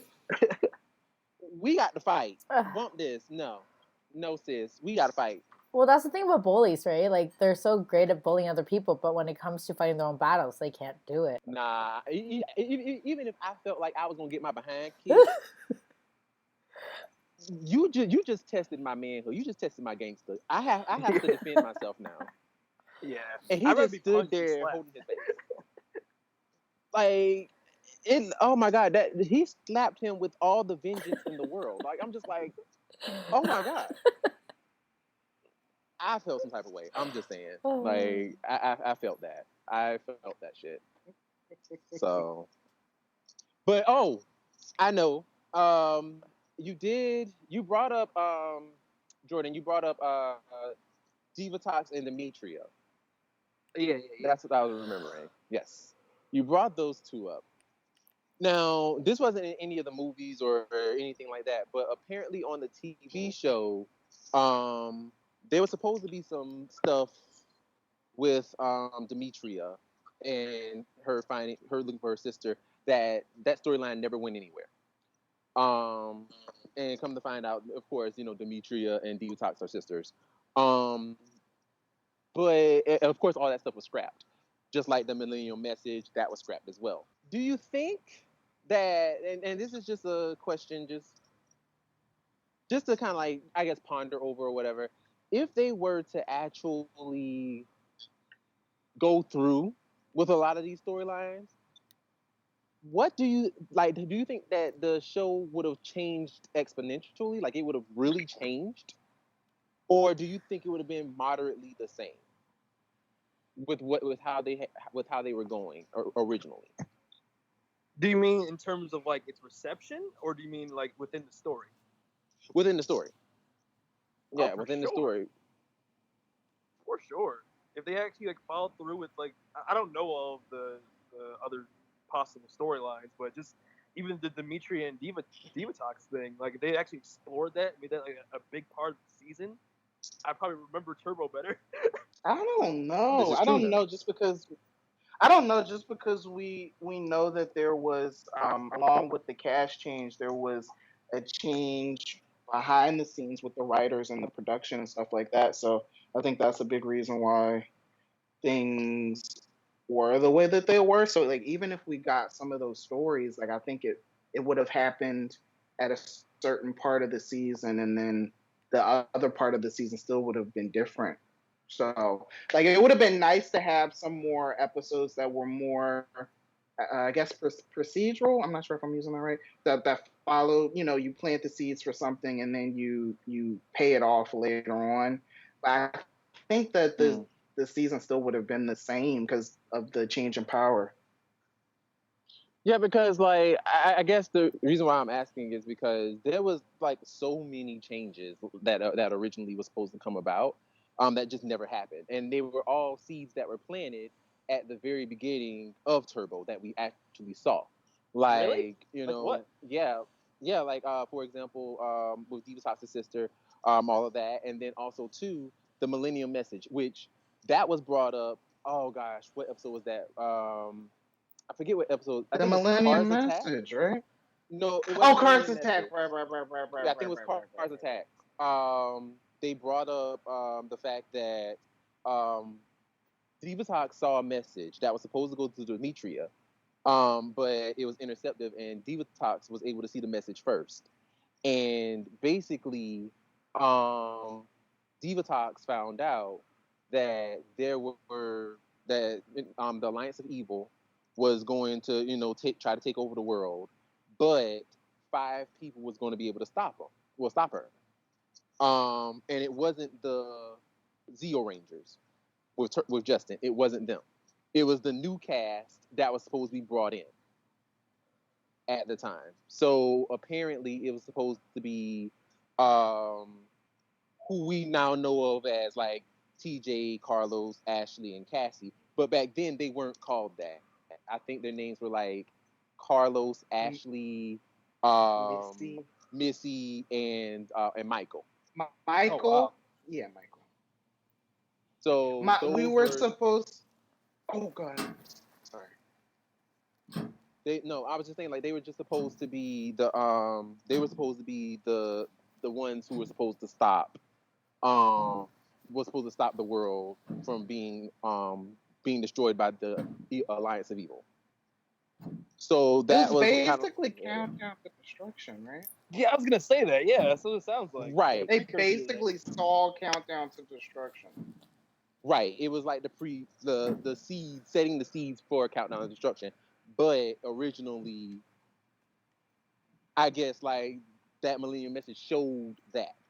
But originally it was supposed to have other Rangers, not them. Which in my head, then, if that's the case, how would that have worked? Because with them going into space, would they have went into space at all? I don't know. Because it's just like because in actuality, technically, the Japanese version of Power Rangers in Space, Mega Ranger, was not a space season. Oh, It was definitely I on Earth. They made it like that because they were trying to go all out for the finale. Because it was supposed to be Right. the final season, right? Yes, exactly. But the actual original source footage, it was definitely set on Earth. But the producers saw the footage of it and immediately thought, "Oh, is this supposed to be a space season? Oh, we'll just make it everything in space." So they decided to go all out with it. But in actuality, it was just video games and and technology. Wow.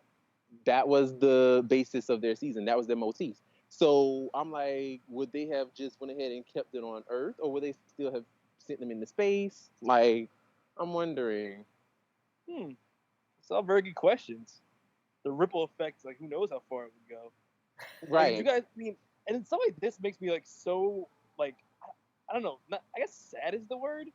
But like, there's sometimes I hear about these ideas of like scrap Power Ranger ideas. I'm like, why wasn't that the show?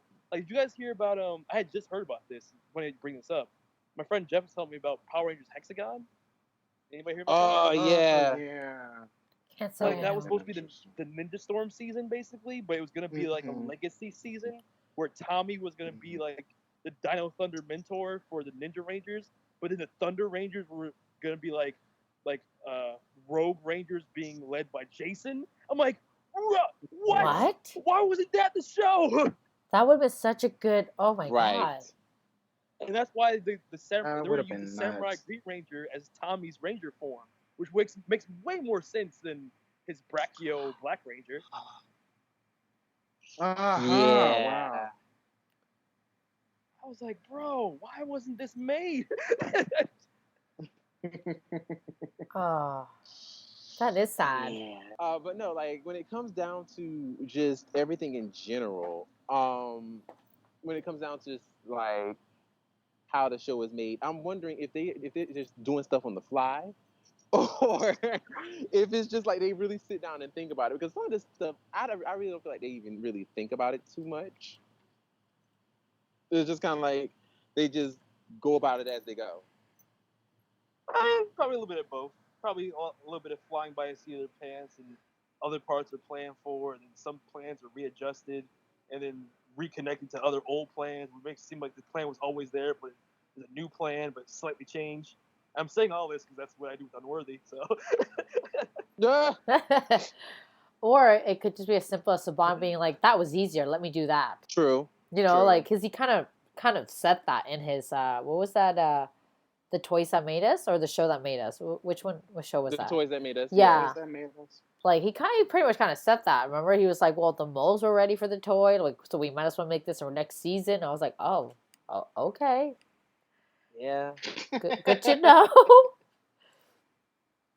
Good to know. Yeah. Now, before we conclude, I do want to ask you, Jourdan, since we pretty much talk about Power Rangers, this is what we do. But I know that you're a Power Ranger fan and everything, but do you actually watch the current season at all, like Beast Morphers or? I stopped watching Power Rangers regularly probably after Dino Thunder. I the seasons. Yeah, I'm a legacy guy. You're missing But out. I jump in and out of seasons depending on what my interest level is. Like I watched Jungle Fury because the fight choreography in that season is amazing. Amazing. Yeah, I love that season. But for Beast Morphers, I watched the first 2 episodes, and then it kind of lost me. I think that first episode was really strong, and then after that, it didn't really. I felt like the premise they set up, they weren't exploring it how I would have liked them to explore it. And at the same time, I can't be mad at it because it's it's a kids show. It's not for me, but I just thought that they had like a really interesting premise with like the idea of Morph-X being used, like the morphing grid being used by the government, and like by infused technology and stuff like that. But then it just became like a gasoline fuel. I'm like, what? Come on, man. Right. Right. Which So yeah. But other than that, I haven't really watched it regularly. Okay. And the reason why I was asking is because, of course, as I'm not sure if you know, but the newest season 28 came out. Well, not came out, but was revealed, and we have dinosaurs again. Yay! For the 4th time. I know everybody's thinking dinosaurs, but I like dinosaurs. So I'm like, yay, dinosaurs. Oh gosh. Well, now we know how you feel about it. Okay, but hopefully they at least do it different. If they make them like knights or something like that. Like if they put a different spin on it, then maybe. Well, that's funny because that's what they are in Japan. They are dino knights, I guess you would say. Okay, that sounds awesome. I didn't know that. No, let's okay. let's just see if they actually keep it that way, because they might not keep it that way. Power Rangers is known for changing the motifs around, so they may or may not be knights. Who knows? Well, I guess we won't find out this year either, right? Because it'll have to be once COVID is lifted. Well, that's the only thing, though. How are they going to reveal to everybody, the storyline, the new actors, like all of that? Like, you know what they could do? They could do probably what the Space Rangers just did today. They could do like a CyberCon or whatever you want to call it, where everyone tunes in live. And then there's like a host. That's what they did earlier. I actually tuned in. It was pretty fun. So it's like an entire panel, and obviously questions will pop up for them, and then they each will answer. So my guess is if they are become more creative with this, obviously, because like we're gonna have to be. They might just do a big live on the official Ranger site and have everyone log in. I assume that could still happen, right? Yeah. That's a thought. So I guess that they are still doing all the casting stuff. They're still going to do it, but just virtually, Yeah, I guess. yeah. Yeah. So I wonder when they're going to be able to spam. They're going to have to like start the season quite late because of all this stuff. Yep, because they can't go anywhere right now. One thing I would like to add though about Beast Morphers, and I also like to know what your opinion on it is. I don't know what any of you guys think about Beast Morphers, but the theme song, what the number one rule of Power Rangers anything is the theme song has to be banging. There's just no theme song. Yeah, it's not that great. It's not been a better. I feel like the theme song kind of failed ever since Power Rangers Samurai. After that, every single theme song they have to add "Go Go" with a few words. Yeah, they're trying too hard to recapture that Mighty Morphin theme. Yeah, like I really like I know. Sorry, I know you didn't watch all the other seasons, but like some of the Jungle Fury has a really good theme song. I really like that one. Mystic. I like Dino Charge. Dino Charge? Dino Charge. I'm trying to remember it. Power Rangers. Yes, I really like how they brought that in. But then when they got to Go Go again, I was like, I'm over it. Yeah, I also didn't watch that season, but I like the theme song. That season was awesome. I watched it, but I can't remember for the life of me at all. I felt like I never watched it. I know I watched it though. That's the worst part. Yeah, about that. The first half of Dino Charge. Oh, it was great. It was great. Second half, I wish it would have never happened. Oh. I still think it was better than anything else they gave us for the Neo Saban era. Both parts of Dino Charge, personally. And that's saying a lot. Yeah. And it just still we got some shit. It just still should never happen. Nothing against the cast himself, but it just still should never happen. No. The cast was amazing. The cast was amazing. I really like the cast. The season wasn't. No, that season should never happen. I don't remember their theme song at all, but that season should never happen. You don't remember it? No. Oh my gosh! Like Ninja Steel. Theme song. Literally, like oh my gosh! It was the only theme song that literally repeated itself over and over. Just when you thought that it was going to be over, it started up again. Exactly. Wait, okay. Like okay, you just knew. Like the theme song should have been over like 30 seconds before that, and it just kept going. It just kept repeating itself over and over and over. And I'm like, oh my god, please stop. Okay, wait. So I have one more question then about the Dino Knights thing. If you guys don't want dinosaurs, would it make it better or worse if they treated the Dino Knights season as a legacy season and brought back like Mighty Morphin people, brought back Dino Charge people, brought back Dino Thunder wish people? They would. I wish they would. Because apparently with this upcoming, they're doing a couple of things where they're bringing back previous cast members this current season, but apparently they didn't even contact some of the actors for it. So I wonder if they would do that for what you're talking about, like if they would even contact some of these people. I hope so. It's like they expect them to say no or something. I don't know. I was just saying, I feel like most of the actors would probably say yes. I agree with that. I honestly kind of feel like the actual, I don't know, maybe this is wishful thinking, but with the special that's supposed to be coming out for Beast Morphers, that introduced all like the Dino Rangers, the Mighty Morphin Power Rangers, and also the Dino Charge Rangers and the Dino Thunder Rangers. I'm actually wondering if, based on the ones that was the special that's supposed to be coming, I feel like it's setting up If they do it right, they could actually set up the new season. That would be amazing. That would be amazing if they actually literally set up the new season, and like whatever the new power source or whatever that new thing is, have that be the main stake in this special, and then it goes into the following season, and we already know what's up.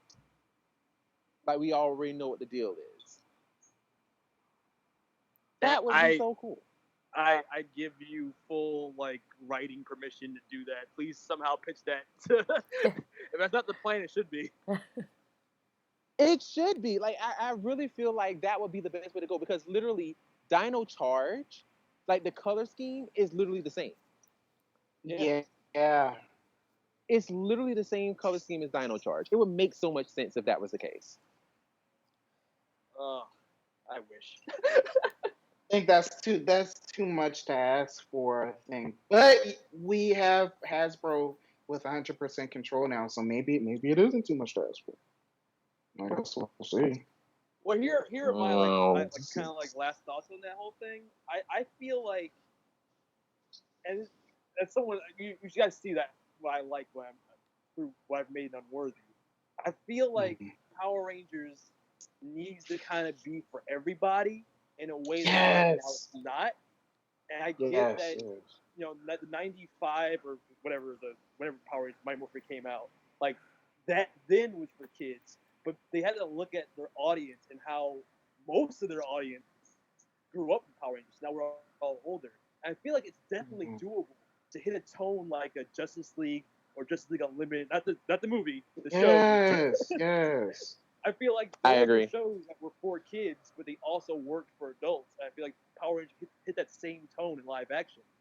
And I hope that, especially since now they're talking about Sentai not doing as well in Japan and possibly canceling Power Rangers and all that stuff. It's like, I think now's the time to try and reinvigorate the franchise by going, not dark, but at least more tonally for all ages. Yeah, because it seems like every other superhero franchise can do that and has found a way to do that. But for whatever reason, Power Rangers, whoever is in control, they still think that it's for preschoolers.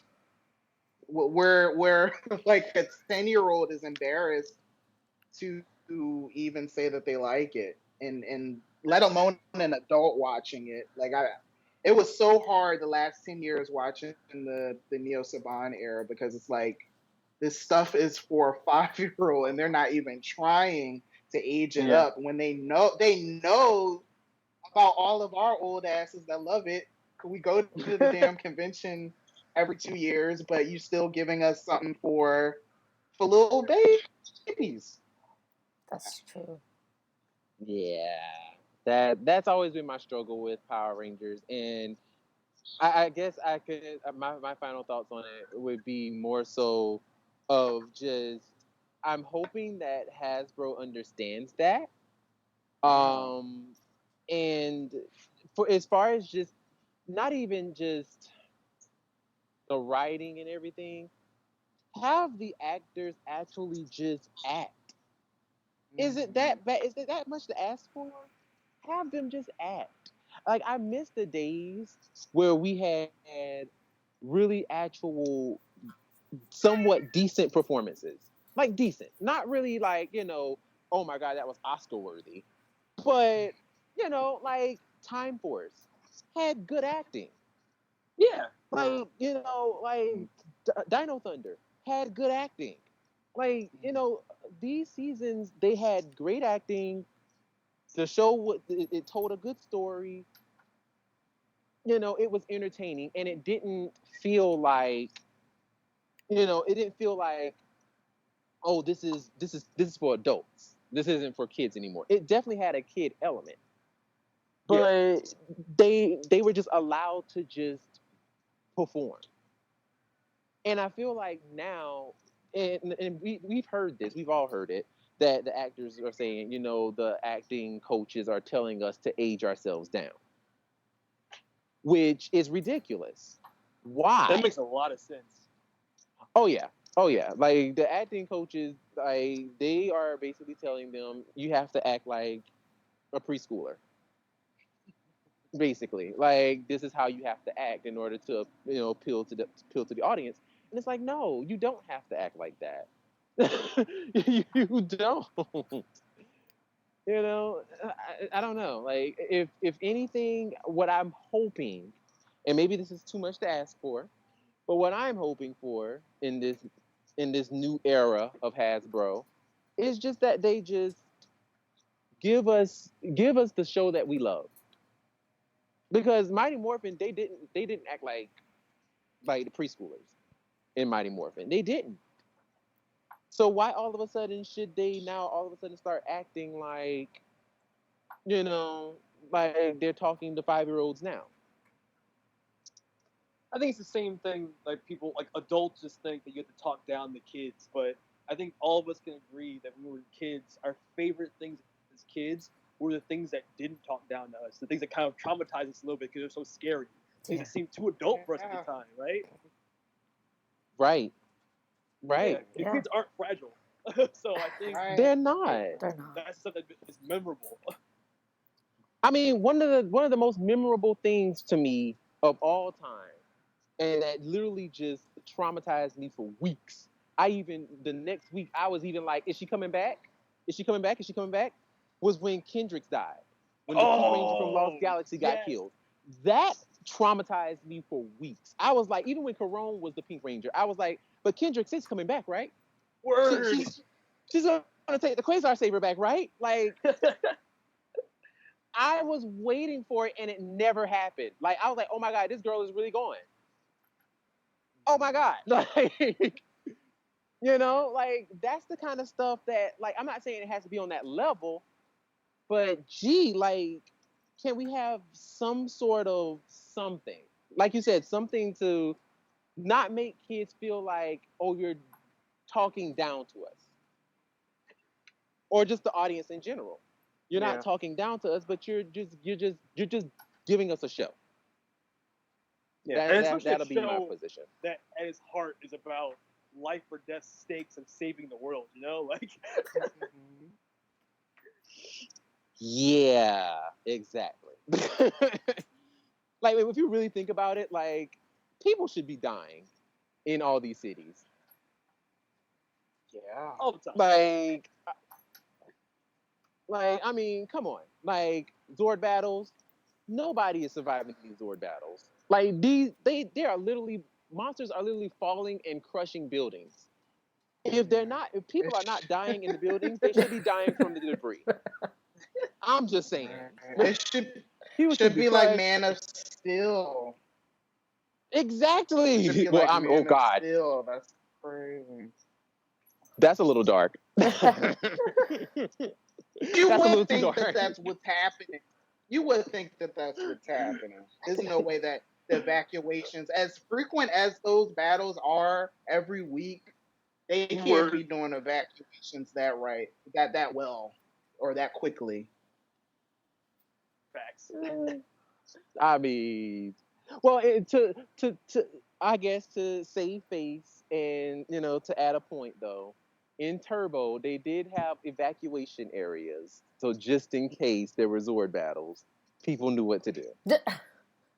Because they just knew where not to hit. I'm just saying. As a monster, I don't know. I wouldn't be like, oh yeah, that zone, we gotta stay out of it. That zone, we gotta stay out of it. You understand, guys? We got the game plan. Our target is the Power Rangers. But you know what, though? Also to add, though, I feel like people in general are just really stupid. Facts. Oh. Facts. People in general are really stupid. Because, I'm sorry, first of all, if I know that this is an area where monsters are, like, attacking and blowing stuff up, first of all, I would move out. That's number one. Number two, if I cannot move out, if I hear, or if there, because there's alerts going out on the news or whatever, that, oh, this random monster is attacking downtown. I would be getting far away from there as possible. However, you always see people, for some strange reason, straggling along, standing around looking like, oh, what's going on? Oh. If something happens to you, you deserve it. Yeah. Facts. No, it's true. I 100% agree with that. Like, just a little story. There was a shooting way back in the day, right across the mall from me, when me and my friend were there, and I seen a crowd, and I said to my friend, "Let's move out of here. I bet you someone got shot," as a joke, right? Well, in the end, we ended up finding out that girl did get shot, and she was 16 years old. It was like a gang shooting or whatever. But my point is exactly what you're saying. You move away from what things are happening, not towards it. Not towards it. You know? But for some strange reason, people are just like, oh, let me see what's going on. Yep. Let me see. Well, that's exactly what happened. There was a big crowd that closed off our street because they want to see what happened. Like, what are you doing? That's I don't know. That's just me. But this has been an awesome episode. Thank you so much, Jourdan, for coming. Thank you. Oh, no problem, guys. This is really fun. It was. We may have to bring you back again one day. Like, just to pop in. Yeah, I'll be down. And awesome. Yes. We would love you to come back and visit and converse with us again so that we can fellowship and enjoy. And your cast are welcome. No, they're welcome to join us and give us their opinion like they did last time. Okay, great. I mean, clearly, because they're knocking stuff over like, this is not right. I like that part of the 2017 movie, you jerk, and he knocked it out